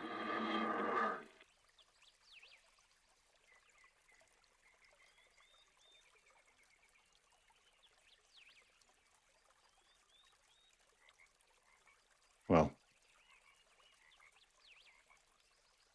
I think I at least know what I have to do in the immediate, even if your lessons are always something that feel so far out of my reach. Nothing is out of your reach if you're truly reaching for it. You have shut off the ability to connect. You have compartmentalized and confined the ability to feel.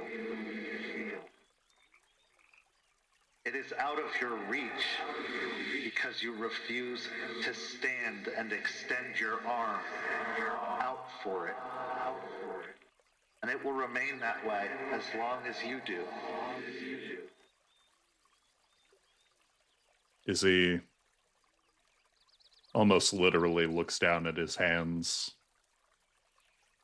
clenches them as he spies both the fresh blood from pounding on walls for an hour, and then gazing down at the last time he outstretched his hands.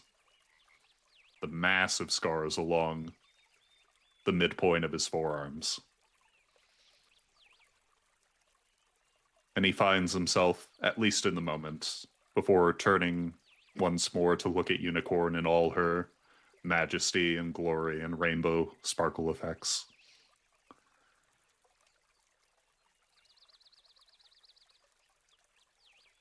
Okay. For the upteenth time, I'll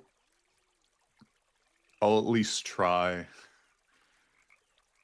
And worst case scenario, they tell me to leave, right? They won't. That's not what they do here. Let go of what you've been taught. Let go of the old ways and philosophies, because those were not our decree. Those were the interpretations and manifestations of Garou with delusions of grandeur and need for control. What am I, Charles, now? Yes. Oh, fuck. Okay. He slaps his face. Okay. Unicorn. I don't remember all the words I'm supposed to say, and I don't have a gift for you, but I promise the next time we meet, I'll have something nice. Twine smiles with claws. You are the gift. So Thank you. make it a good one and not an empty box. Okay. I'll try. And Cool Ranch Doritos are never too far out of sight either. It's the chips. Why can't you like barbecue? Barbecue is so much easier to find. I think you'll find the ingredients in some barbecues in some countries are offensive to me. I profess only to supplicate myself to the taste of the spirits. I will accept your wisdom, O great unicorn. You are one of Gaia's children.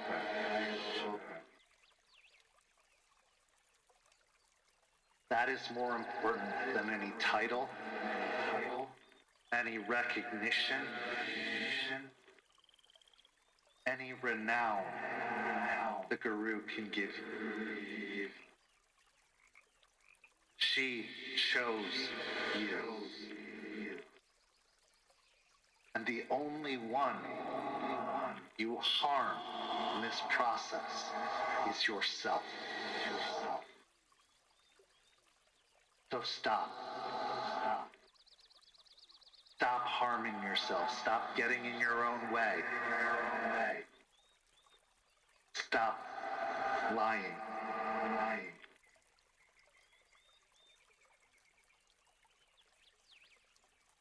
I think Izzy is just quiet after that last line. After, a decade of living as a Garou, as an Arun, it's easy and expected to get up and fight for Gaia with tooth and claw and words, but the bitter pill he's having to swallow with, and I don't think he accepts it completely in this moment, is you also need to live for yourself.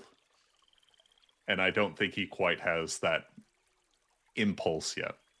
Yet, perhaps in the depths of his heart, there is the tiniest seed that will direct him to reach out and build that character.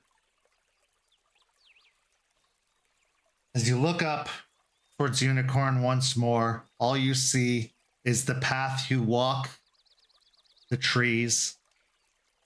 You hear the babbling of the stream nearby. and you find yourself at the edge of a copse of trees.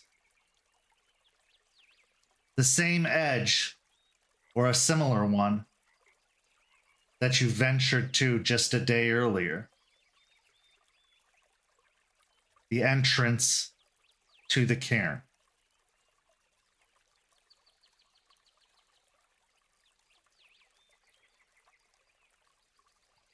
Izzy looks down at himself, no doubt a bit, tousled after spending a day just wandering through the wilderness, and he'll try to dust himself off, puff out his chest, crack his back, and go, okay, let's go. And with that, he walks into the cairn. And as Izzy's journey begins towards true healing and redemption, so too does another journey begin.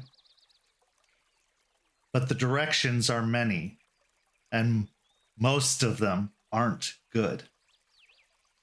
We transition now to our final scene of tonight's story.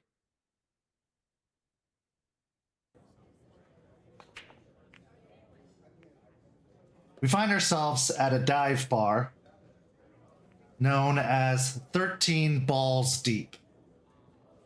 Now, the original intention of this place was to be a sports bar due to its proximity to Raymond James Stadium and George Steinbrenner Field.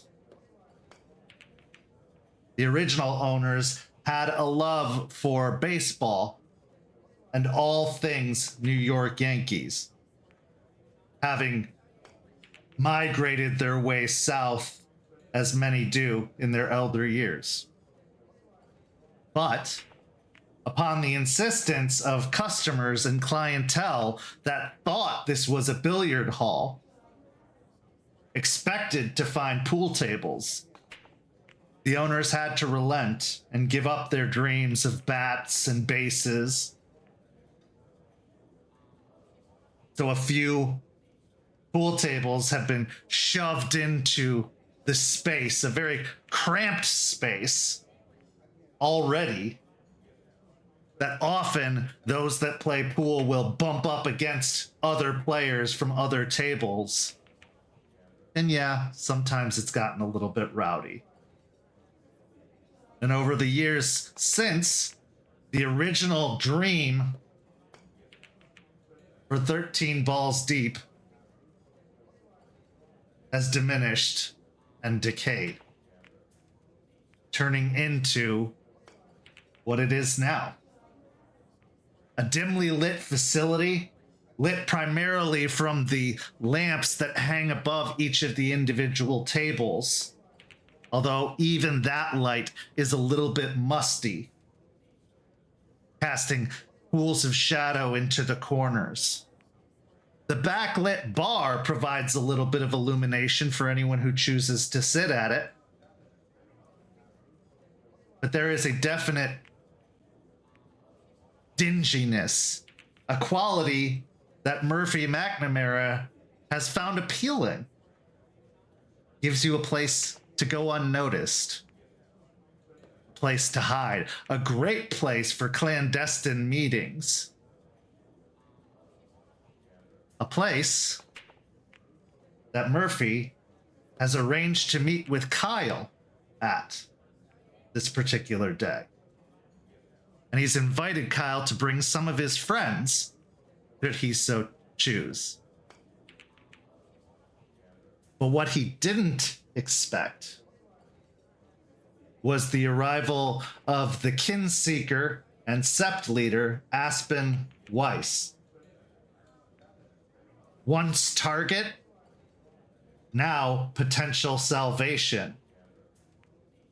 For we are at a crossroads for Murphy McNamara. One ends in fire. One ends in the grave. And the other enters into a whole new world amongst the stars. And this is where our scene begins. Murphy, you've posted up at your favorite spot, allowing you to keep eyes on the door for any arrivals. The crowd is minimal at this time, but enough to provide a soundtrack and some cover for some quiet discussion, but also witnesses. Because as much as it was appealing and exciting that Kyle had a group of revolutionaries he wanted you to meet, you've lived in the age of catfishes and cyber stalkers, online bullies, and people who constantly claim to be something they're not.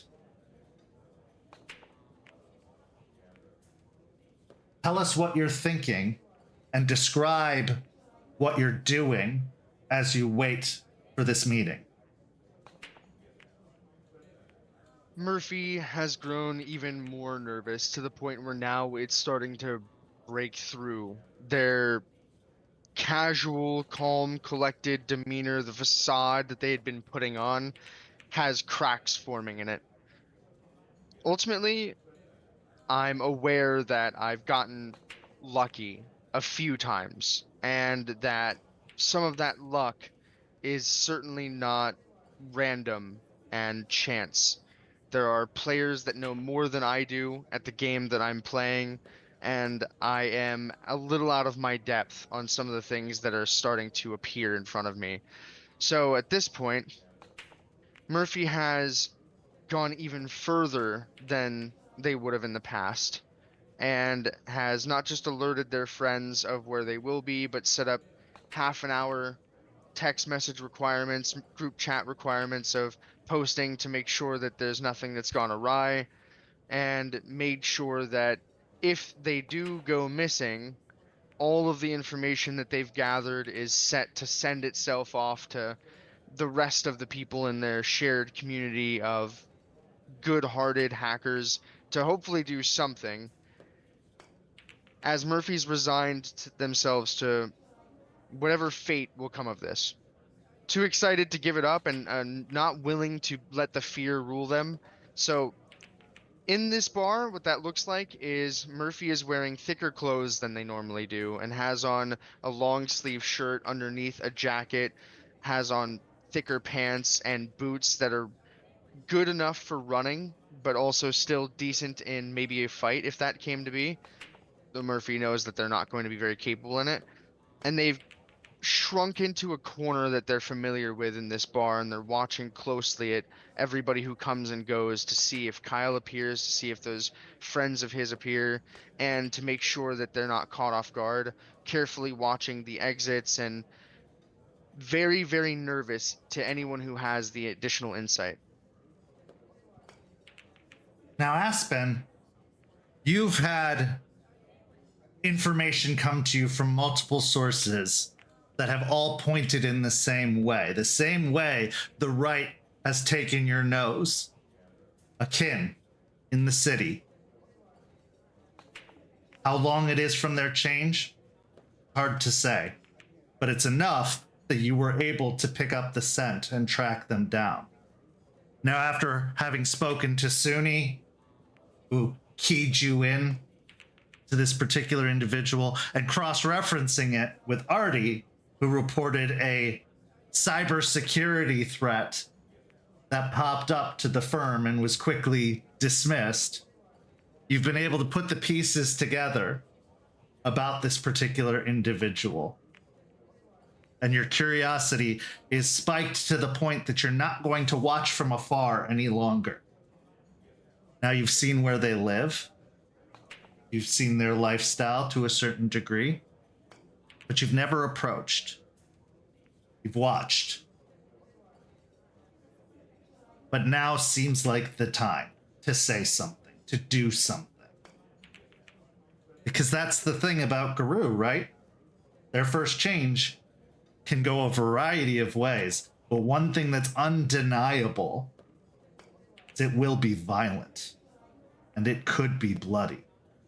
And based off of your own experience, as well as the experience of those that you hold closest, you are going to do everything in your power to make sure that doesn't happen again.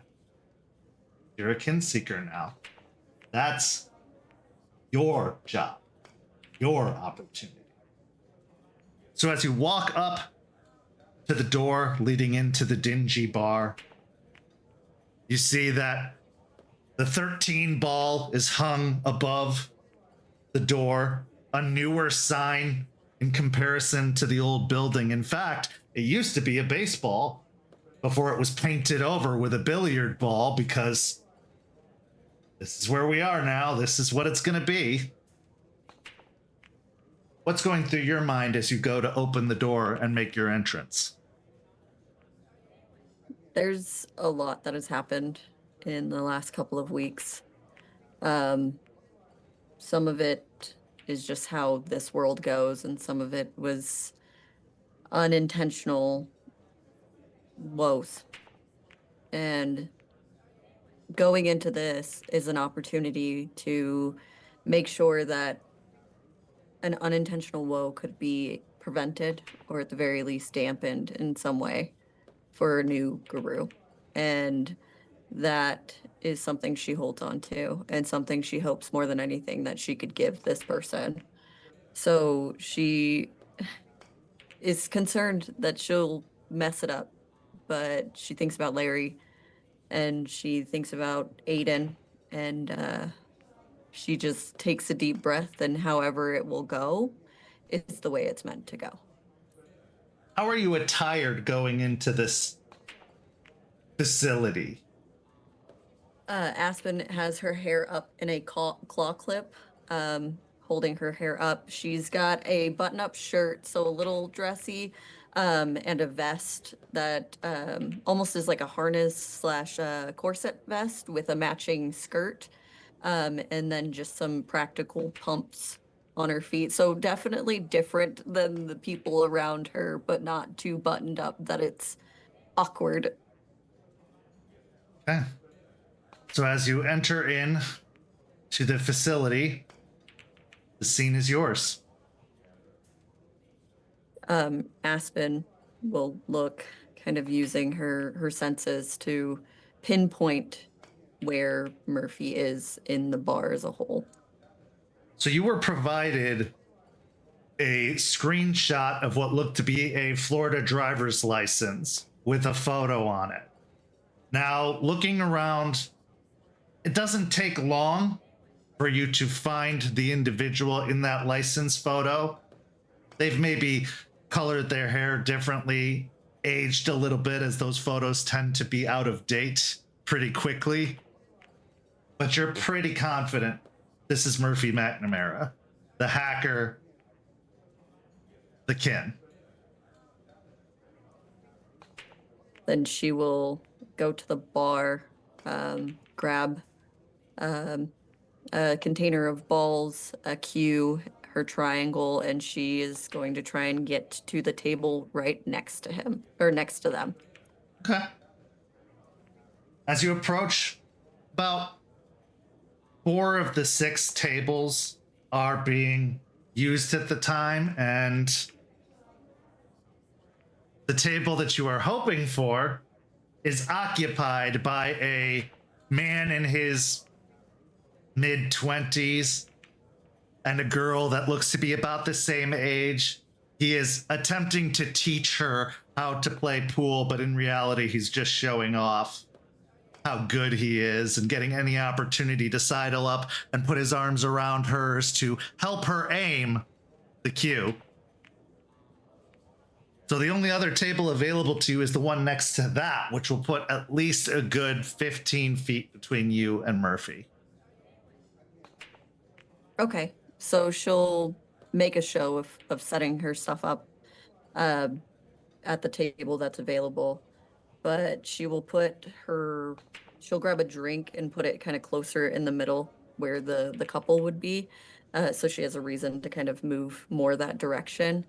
And as she sets up the bowls and such, she'll go to grab her drink and smile and laugh. And if Murphy looks her direction, she'll kind of roll her eyes and laugh, almost like a giving, like a gesture of connection in that moment. Give me a manipulation and persuasion. Murphy, give me a wits and insight.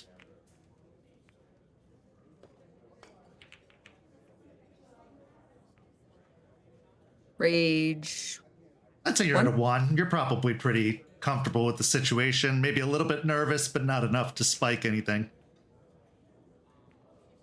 And I can use my beautiful yes. You can use your beautiful, yes.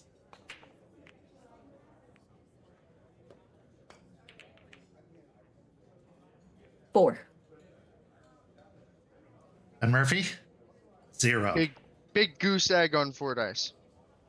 So as you're anxiously and nervously awaiting, this almost musical laughter draws your attention over to an extremely attractive young woman who is positioned near one of the pool tables. Roll me a intelligence and resolve check.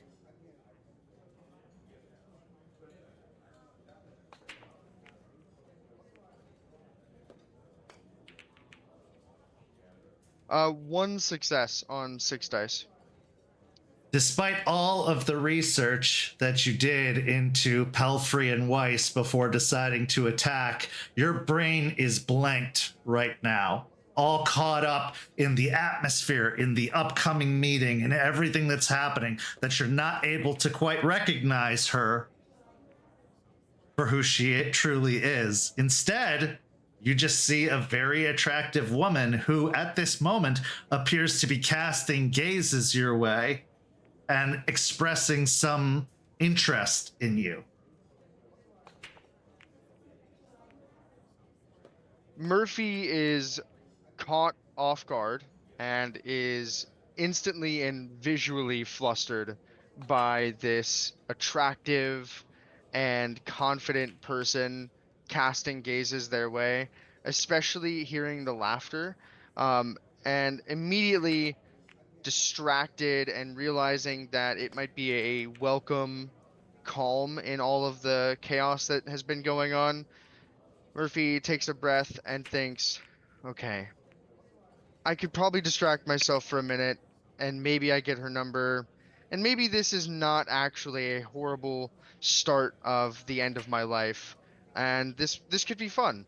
And so Murphy's gonna pull their phone up and start to try and look through the different options they have to see if they can connect to different devices and pick out maybe which ones would belong to this beautiful person, or mess with them in some way to entice them before moving over, because Murphy's forte is certainly technological over any other kind of suave or persuasion. Sure. Use me roll me a wits and technology roll.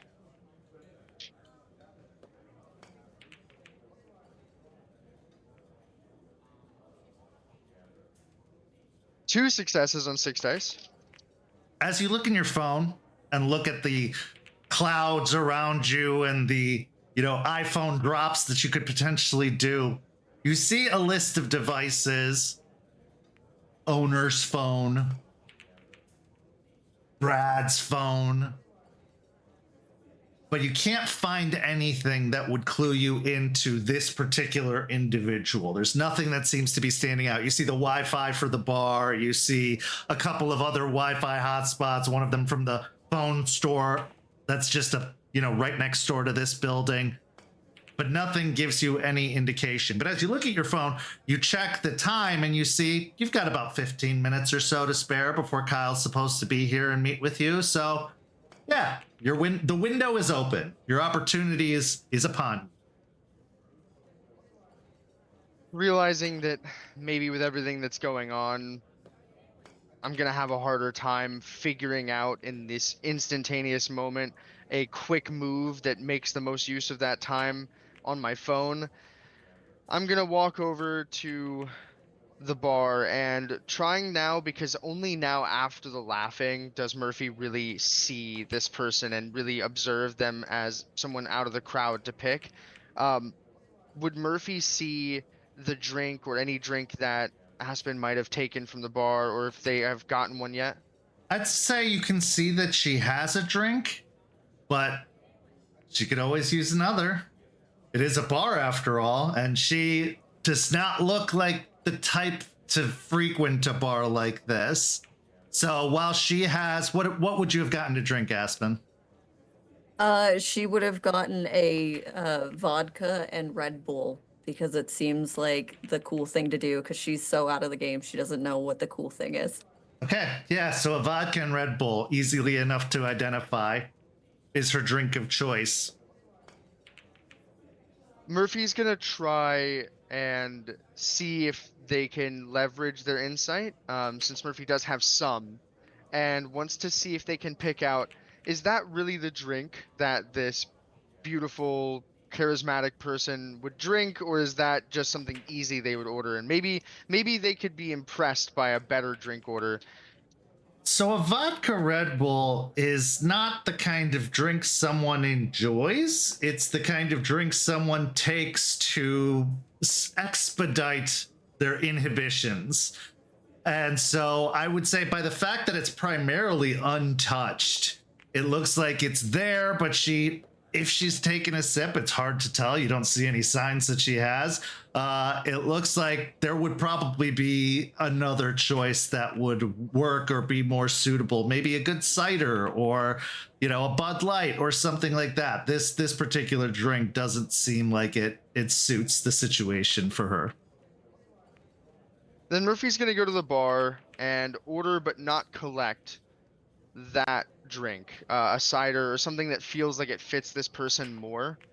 Sure. And motion over to where she's standing so that the bartender knows, and let them know that it's paid for, and whenever she comes over to the bar that she can have it.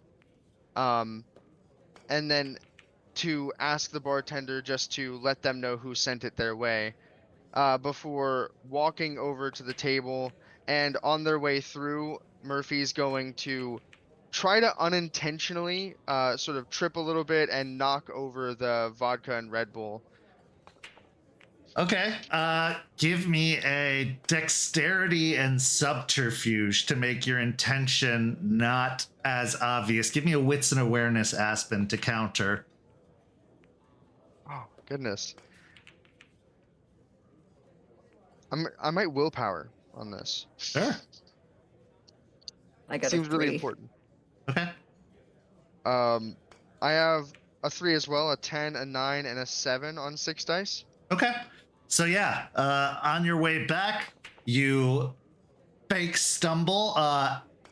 Aspen, I will say it seems a little bit forced, but hard to say. Either they're really clumsy, or they are making a show of some regard. But having watched their interaction with the bartender, having seen them go over and seeing the bartender looking in your direction and mixing something together, or actually pouring a brewed cider from the local area, you can tell that there is something at play here.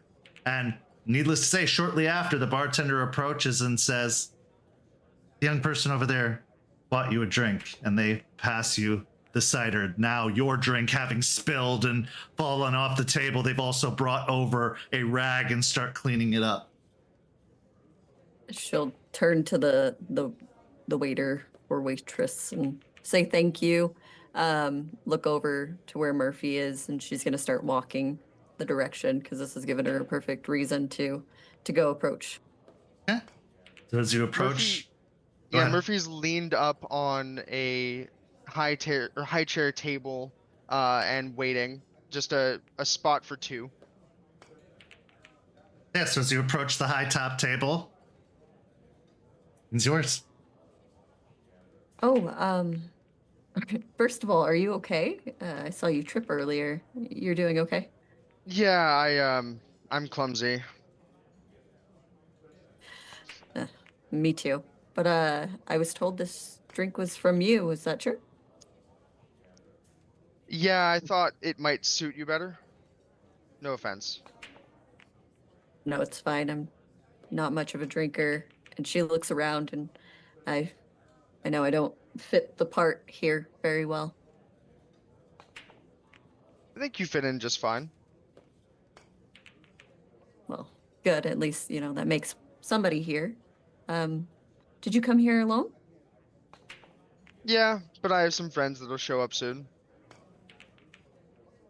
Oh, well, I wouldn't want to intrude on your get-together. No, please. I would cherish some company in the meantime. Well, perfect. How good are you at this? And she points to the pool table. I've never been very good at it.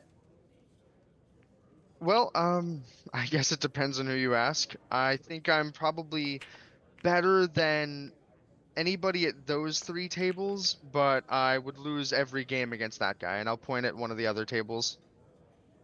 And she'll point to the couple. As long as you're better than him, because he's showing a good game, but I don't think he's very good at it either, while he's like helping the other girl. Oh, yeah, no, his type is really easy. That's more of a mental game, though. I don't know if it matters if he can do with a Q what he can't do with his head, so. You work with what you got, I guess. You're not wrong. Well, would you like to play maybe while you're waiting? Sure. What's your name? I'm Murph. Aspen. And she'll like sly smirk at the corner of her lip. I'm gonna assume that, like in our reality, that's not the most common name, and that I No. might have. Okay.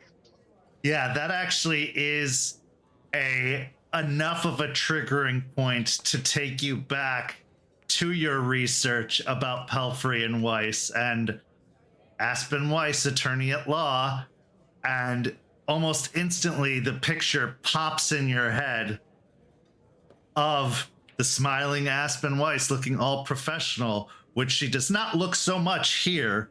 She actually looks a little bit more casual, but from the button-up shirt, the nice vest, the overall attire, she looks like a professional woman, and those dots are easy to connect almost instantly. Yeah, Murphy had this visual, this success that they'd imagined as they're trying to slowly work their way into conversation. We're reaching out to shake the hand at the same time. To be very casual is going to like start to take a drink, and as soon as the words escape Aspen's lips and the introduction is made, it's just immediately spitting all over and like very awkwardly pulling their hand back. Their cheeks flush as they've been again caught off guard. Murphy turns their head and, oh, I'm sorry. Actually, 1 second. I need to go to the bathroom, and is immediately going to walk away without any other opportunity for anything to be said. She'll try to like grab like because they're shaking hands, and she'll try to just like stop them just for a second and be like, "It's okay," and she'll smile big and warm. All right, so Paralyzed. I want a charisma. Oh, go ahead. Yeah. Paralyzed. Murphy is unable to resist the even light tug, and is too uncomfortable to like pull back or be forceful or risk any interaction at this point that could be negative. Before pulling up their shirt and like wiping off some of their face and saying, "Yeah, so this is happening, huh?" I mean, it's just 2 people playing pool. It doesn't have to be that serious. Sure. Great. And Murphy will just start to walk straight to the pool table. Yeah. So, as pool is a game of math and angles, but with a little bit of physical touch, I'd like both of you to make intelligence and dexterity rolls. However, before that, Murph, I want you to make a composure and resolve check as you are absolutely unnerved by the appearance of what was a target and now seems to be the hunter in this situation. An impressive 3 successes on 4 dice. That's enough to not take a negative on your intelligence and dexterity roll. Or yeah, intelligence, dexterity, and same with you, Aspen. I got 3. Okay. 4 successes and 7 dice. Okay. So you have a bit of an upper hand, but it seems like you're pretty close to evenly matched. She is definitely a lot better at pool than she originally let on. But she, you still have the upper hand in this situation, which gives you a little bit of emboldened sense of confidence at the very least for the moment. Murphy, throughout the beginning of this game, is pretty quiet and is doing everything they can to recover from now the multiple fumbles of not realizing who she was, and then spilling the drink and being very obvious in doing so, and then also failing to withhold that that sense of confidence when it was brought to their attention. So now is just trying to settle back into the cool and collected person that they want to be. Aspen is, while they're playing, is just gonna kind of smile and watch as they play until eventually looking over to Murphy. I'm not here to reprimand you or anything. I just thought I'd get to know you. And like chalking the cue casually. Well, it's not every day that this specific series of events happens, and I'm dying to know just how a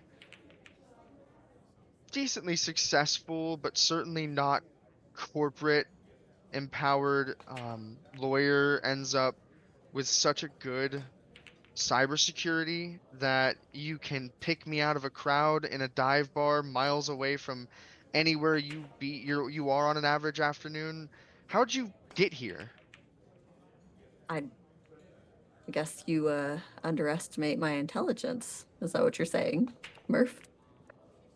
It's not underestimating your intelligence to assume that you're not some kind of Renaissance woman capable of my entire world of expertise while also being a full-time lawyer. I don't know, that seems a little unfair to suggest. She'll hop up, like put herself on the edge of the pool table. She's only 5 foot, so her feet are dangling. I have friends, and also I have ways of making sure the people around me know what they're doing.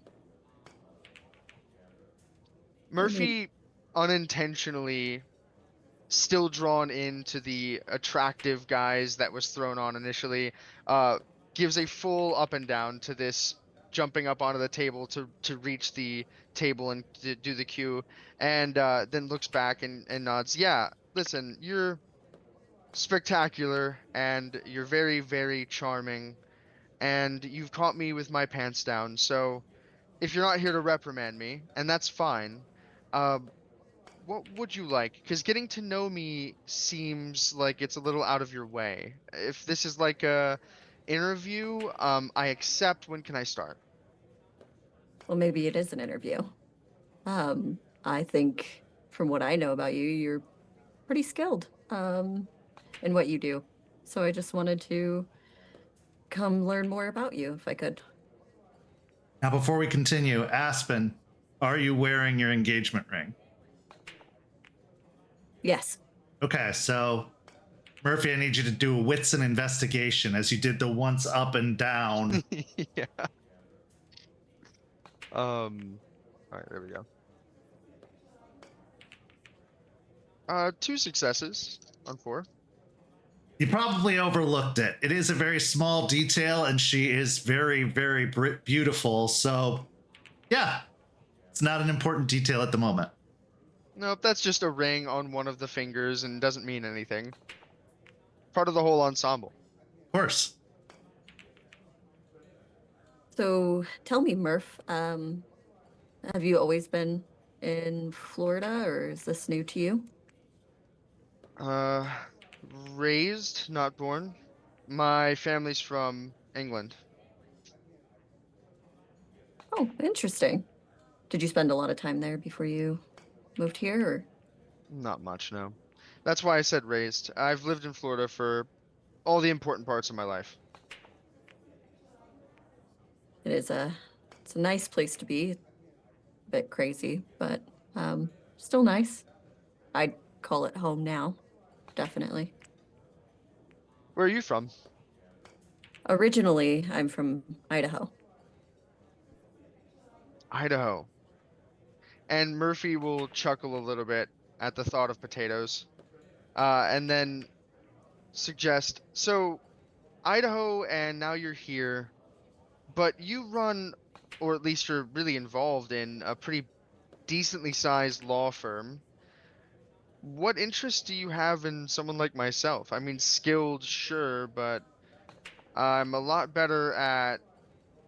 And then Murphy considers their next words very carefully and doesn't choose the synonym, instead saying, getting into things than I am at defending them. It's always useful. In my profession, sometimes we needed information that isn't particularly easy to get into. But also, somebody who's interested in my firm just as a whole, it has me curious. Was there a particular reason you picked my firm? Just big enough to not get hurt. No offense, I really didn't know that much before I tried what I tried. I am careful not to pick on anybody who's going to really feel it. You guys are successful enough that it'll be a simple call to the bank and you get whatever I took back. Figured it was easier than going after a bigger fish, and like I said, didn't really leave any victims in its wake. I'm not even going to make you roll, Aspen. This is surprisingly honest of them. They are just outright stating their intentions, and from what you can tell, they're telling the truth entirely. Aspen even relaxes a little bit and her smile goes a little bit more soft. Oh, okay. Is that what you do for, I guess, work? Yeah, you could call it that. It beats the other things that computer apt people like myself get asked to do for 8 hours a day. Bit of an entrepreneur, then? Hardly. I work all day in boxers and a t-shirt and trolling around on forums for targets that have already been set up by someone else. That's pretty much the whole gig. Okay. I mean, I wouldn't call it honest work, but it's something. Everybody's gonna start somewhere, I guess. It's something.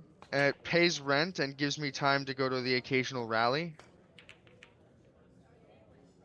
Rally. Some would call it protests, others would call it riots, but the kind of activism that I like is better when I don't have a 9 to 5 keeping me down. Aspen smirks and kind of nods knowingly. Okay. Well, now that you're not looking into my things and my situation, since you got shut down there, looks like you could maybe, work on that a little bit. She smiles and scoffs. What now? Well, I'd love to meet the artist, because as much as I am far from overly prideful, it wasn't a lack of skill that stopped me from getting into your whole business. So I'm sure the same reason why you found me has a lot to do with why I didn't get in to begin with. As far as my next goal, if what I think is true tracks, you know where I'm looking next. So are you just looking to take them down a peg? Is it sort of competition? They're on the other side of the spectrum as far as your industry is concerned, so it makes sense. Well, I know where you were pushed towards. I just was wondering if you took that direction or went a different direction. I took it. This whole thing has been kind of new and weird. I actually haven't been caught before, so I'm hoping that this is the kind of story that ends in like a really cool, like I get like a nickname and I'm part of a team rather than behind bars for the next 60 years. Aspen, your phone buzzes. I go to say something and I stop and I look at my phone. You see Artie has texted you a bunch of laughy emojis, and then they called me an artist. She'll smile at her phone and put like little paintbrush emojis and like a little kiss emoji with the little fingers, like chef's kiss. Send that and put it back down. Well, I'm glad that I could be your first. But as far as your new target, have you made any progress in that direction? Murphy leans on the table a little bit and like gets a little closer and nods. I mean, I made a little bit of progress. I have to imagine that there's some limit to the interconnectedness unless this is really one of those big CIA stings and you have all of the people in this bar working for you. So the group that I was here to meet with is probably not related. They seemed a little bit more my end than yours. You guys are put together and pretty professional. So does the name Kyle ring a bell? And almost as if summoned, Aspen, you get a buzz on your phone at the same time as the door opens, revealing two individuals walking into the bar. One is a sandy blonde-haired man, a lot more muscular and thick than the last time he was seen, accompanied by a shorter, younger, kind of pixie-haired woman who has a bright pink streak mixed with black in her hair. And the tone, the overall vibe, especially for you, Aspen, changes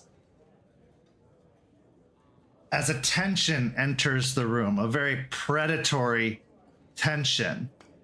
At first, they look towards Murphy with a excited, maybe intrigued look, but then as they look upon you, their demeanor changes noticeably.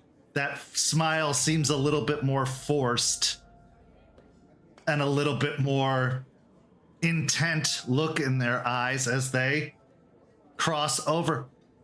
Murphy! Who's your friend?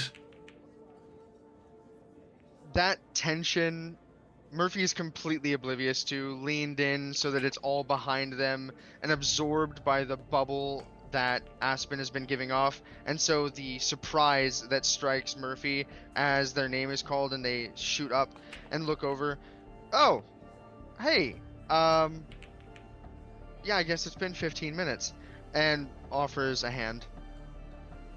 Kyle takes your hand, giving a nice firm squeeze. Let me introduce you to my friend, Victoria. He gestures over to the young woman who is obviously to you, Aspen, meant to be bait, meant to be intriguing, disarming, attractive, but having met Victoria before, you know she is ferocious and she is violent. She, in your last encounter, killed 2 police officers and disposed of their car without thinking twice about it. She has all of the charm and flair of a pixie dream girl right now, but there is that unmistakable predatory quality in the way she carries herself. I will hop off the pool table and I'll look specifically at Kyle. Be like, oh, you two know each other. How interesting. We do. Have you just met? We have. We've just met just today. Well, officially. Well, I would say we're a little too early, but I think we might be a little too late, don't you think? You guys are, I think, right on time. I wouldn't consider you late. Of course. Kyle, he says, holding out a hand in your direction. And she'll shake his hand. Roll me a strength and composure check.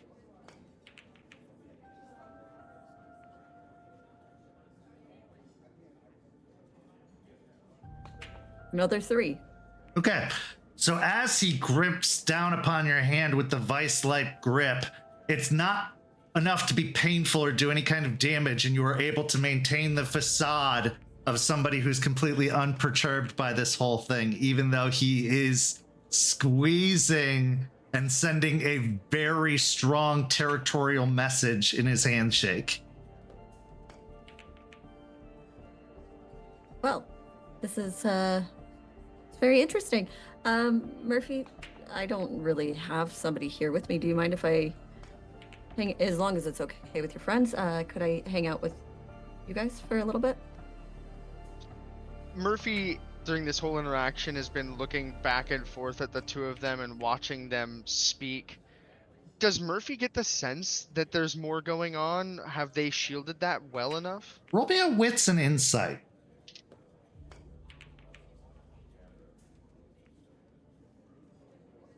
That's awesome. 7, 8, 8, 9. Oh, there is a distinct tension. They are not, I mean, they are shielding it to anyone who's not paying attention, but with your sharp eye, you notice the muscles kind of bulge in his forearm as he shakes her hand, and almost the veins pop out of his forearm as he does so. And there's a weird recognition between the two of them. Murphy sees that, and as Aspen is asking if it's okay to stick around, Murphy's going to nod and say, actually, no, I insist. Sorry, Kyle. If there's something we need to talk about that's a little more private, but honestly, she seems really on the level, and I kind of owe her two because she paid for the table and I spilled her drink.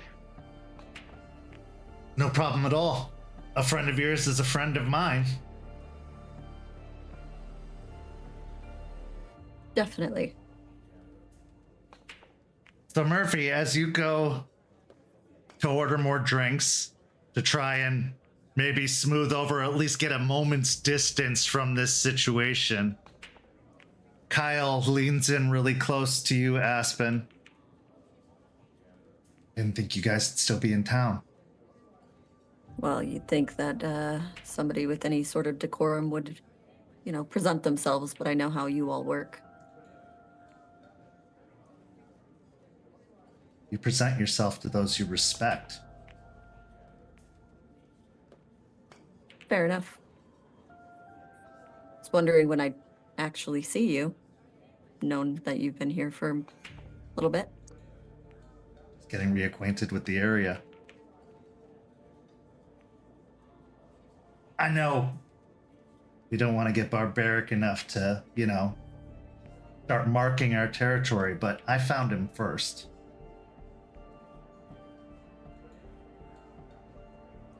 And your point? Politely, and as respectfully as I can muster, maybe you should back off of this one. You got the last one after all, as I recall. I'm surprised he's not here. Well, he's doing great things elsewhere. Oh, I meant the one who found him. Well, I've got to stretch my legs on this new endeavor. Well, from what I saw, it looked more like you were preparing to spread your legs. Well, however you want to see it. But you're not getting this one either. Oh, Aspen, time has passed. And I think you'll find that we aren't as fragile as we were before. Really, And because the last time I saw you, you were leaving with your tails tucked between your legs.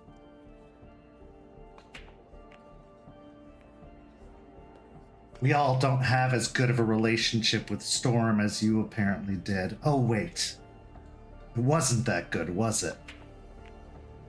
Oh no, we took care of it. We take care of the things that we have and we foster them. Yeah, we heard. Grandma told us. Interesting.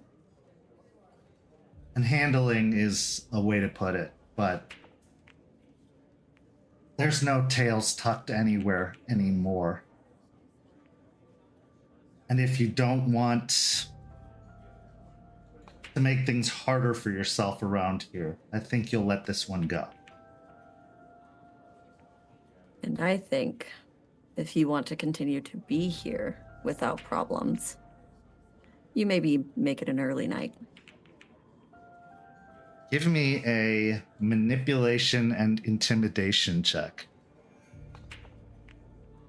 Can I do charisma and intimidation? Sure. I'll let you use charisma on this one. As you were doing it through a smile. While you're rolling that, Murphy has gone to the bar, and there might have been a little bit of a line or some time, but Murphy is definitely not in any hurry to get back over there, and has found a spot that's just out of view of that entire group, and is now fully holding their head and breathing and sort of like thinking, okay, all right, so they fucking know each other. And trying to like figure out what the next step is going to be, and waiting for as long as possible to deliver these drinks back over there. Give me another composure and resolve check. Aspen, what'd you get? 3. Okay. He doesn't budge, and instead Victoria says, this should be fun. Just a group of people playing pool, right? That's how it starts. What'd you get, Murphy? 1 on 4.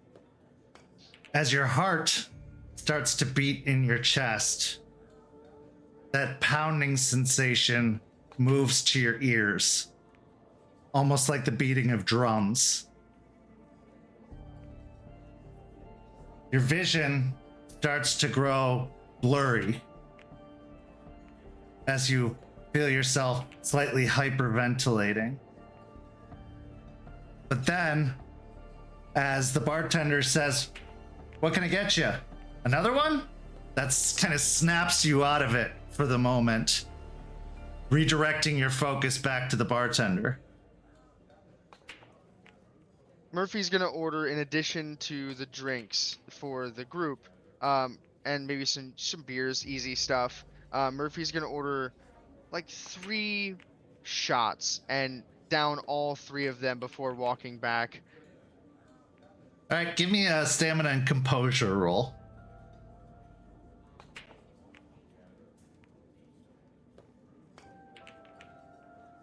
Actually, make it stamina 7. and resolve. Sorry, stamina and resolve, because this is Okay.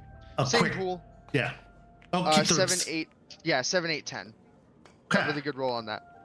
The alcohol hits at first like a jackhammer. You don't drink that much, let alone that quickly. But after taking all 3 shots, experiencing the initial wave as it hits you and almost kind of like sends you stumbling for a second, you right yourself, remembering the tension of the situation, remembering everything that's happening at the moment.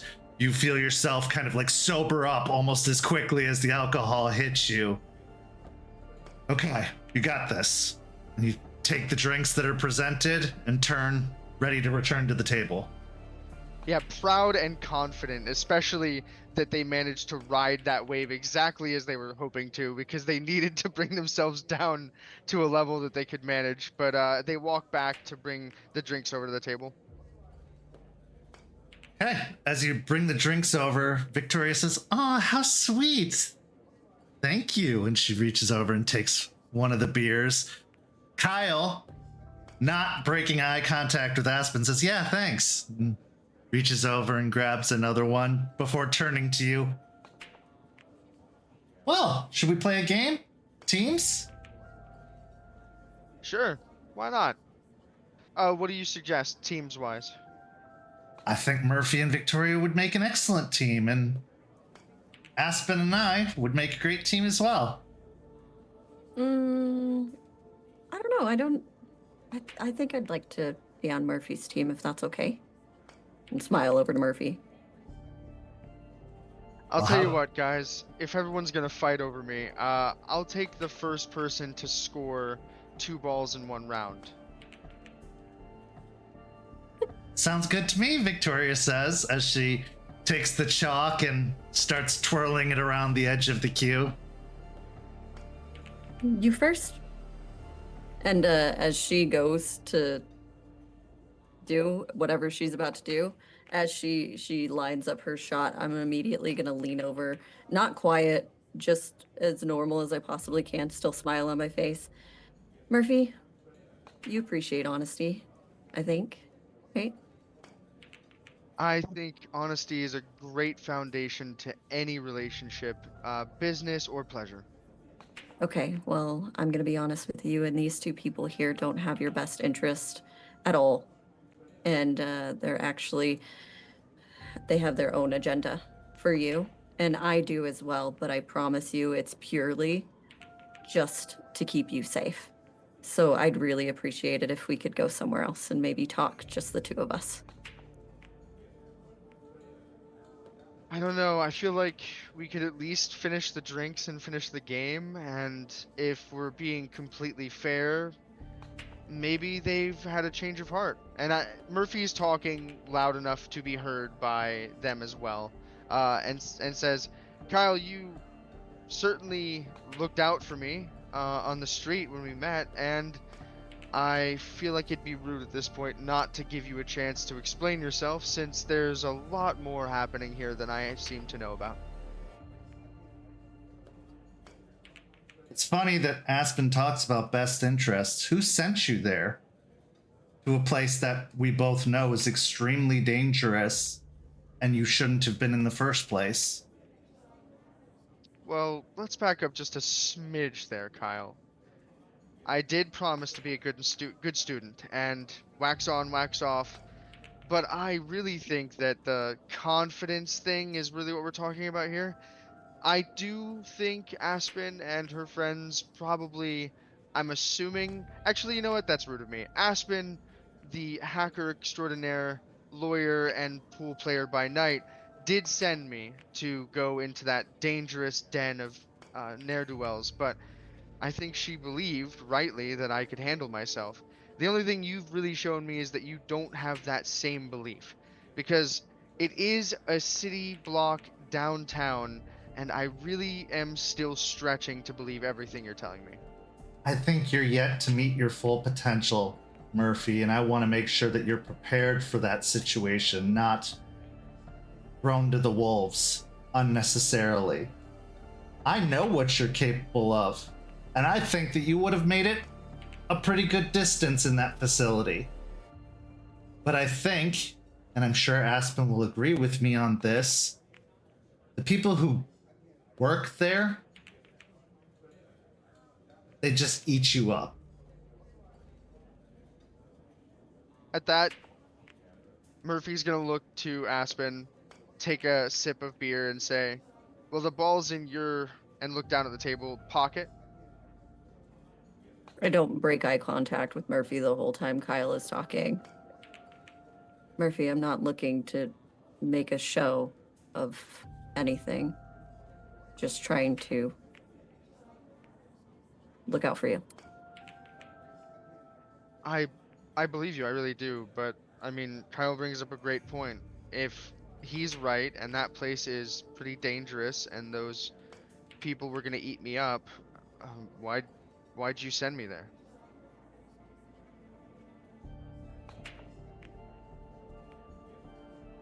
honestly, I didn't. But I also was unaware of the situation going in. Murphy, I know you want to make change. And if you want to make real change without ridiculous restrictions, without doing it within the bounds, you'll understand that we do have your best interests at heart and that we can make the things we all do together great. Whereas they might just use you as bait again.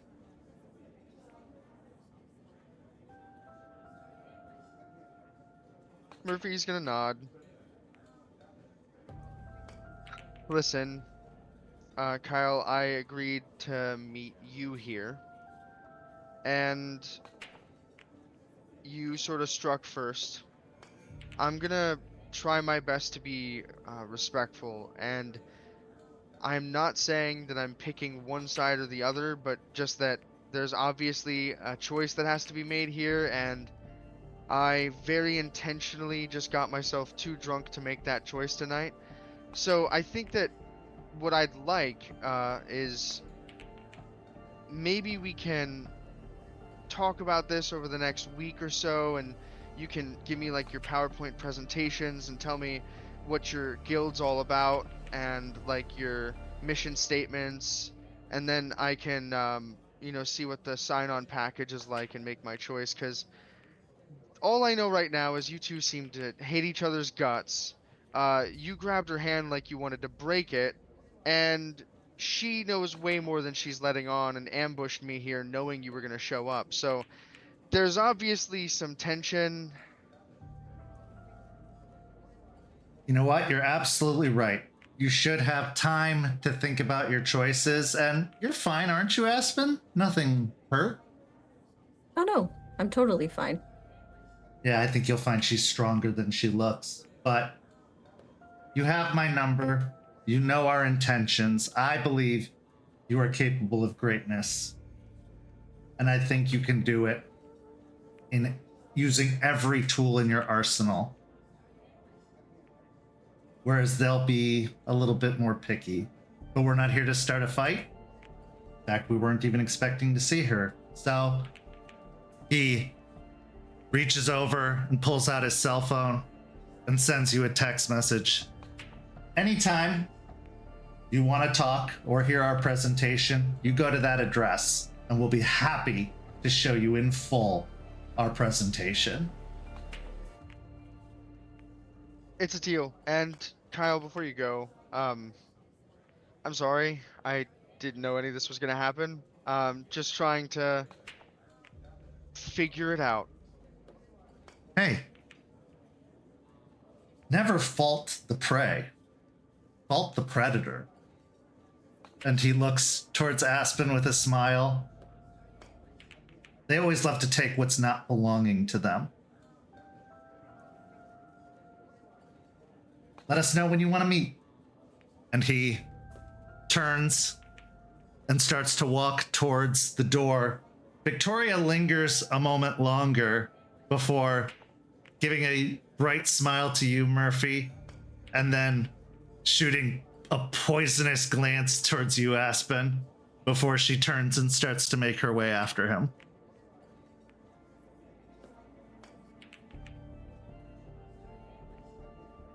Listen, Murphy, I didn't know that they were going to be here. I had no idea. This was news to me as well. I believe that. I think I just started to play it safe on the assuming you know everything kind of route. But I'm really glad that we're not doing that whole pool game. That was going to be probably the worst 30 minutes I've had this year. Do you want to hang? Do you want to hang out here and talk, or is there somewhere else you'd rather go? This sounds like a conversation that neither group was really interested in having out in public. You want to go on a little walk? I promise I won't attack you. I'm not a predator. Yeah, I'm gonna disregard that entire comment he made. He really has this thing about like wolf puns and stuff, and dogs and animals, and I think it's just a personality quirk, and I'm gonna choose to not be insulted by being called the prey. But yeah, let's go for a walk. Okay. As you head outside, having paid for your drinks, returning the pool balls, Aspen, you can't help it. You weren't going to just leave them on the table. That's disrespectful and messy. You pack up all the pool stuff, bringing it back to the bartender, and the both of you make your way outside. As you enter the parking lot, you start going for a walk. Aspen, where are you taking him? I'm gonna stay kind of on lit sides of the street. I'm gonna pull out my phone, text Artie, "Hey, we're going on a walk." You see Don't that the be message you weird, don't be received was suspicious. incoming. It was the last message he sent that was unread. But he says, I got you. Just be careful. And then I'll send like a little heart kissy emoji, and then I'll put it by. As the two of you start walking down the street, it's a pretty busy intersection up ahead, as there's the football stadium and the baseball field just down the block. But you begin your walk down the street to talk. Eventually, you turn the corner and continue walking down that street until you reach a point and making a block of it, basically. You end up heading down a side street. And that's when you see it, Murphy. The largest wolf you've ever seen in your life. As they growl and start to close, so too do we close this session of Rage Across Tampa. Thank you so much to everybody watching. But of course, we couldn't end without one last scene. This scene takes us to the northern part of Florida. The long highway, the stretching farmlands, the unpopulated parts. The parts where only true Floridians could live and breathe, as the heat of the summer is so oppressive inland if you're not close to the coast. But where we find ourselves is in an open bit of that farmland late at night. Here we find two men. One of them is a man wearing a leather jacket, a tight white shirt underneath, beat up jeans. He's got scars all over his hands and face and a short cropped hair. And the other is a much older, much larger man with a silvery gray mane of hair that falls to his shoulders and a beard. The second man seems very respectful as Rook looks towards Iron Oath and says, I didn't think you guys came this far south.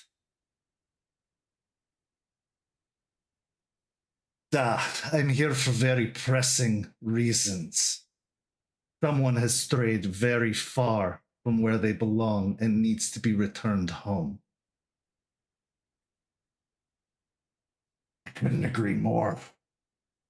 What say we make an old nation agreement that if one can help the other, so be it, but we won't get in each other's way. This is acceptable. And this is where the scene comes to a close. Thank you so much to these amazing players. Thank you to everybody watching at home. If you haven't signed up for a Ko-fi membership, go sign up now so that you can see the rosebud thorns of this very session, as well as several of the previous sessions.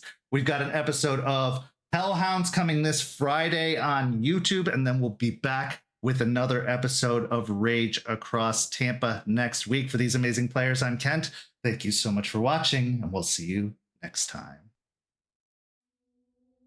This has been a St. Petersburg by Night production, produced in agreement with the World of Darkness and Dark Pack. Visit our website at stpbynight.com for more information about all of our productions and how you can become part of our community. Thank you for listening, and until next time, fangs, stakes, and claws out.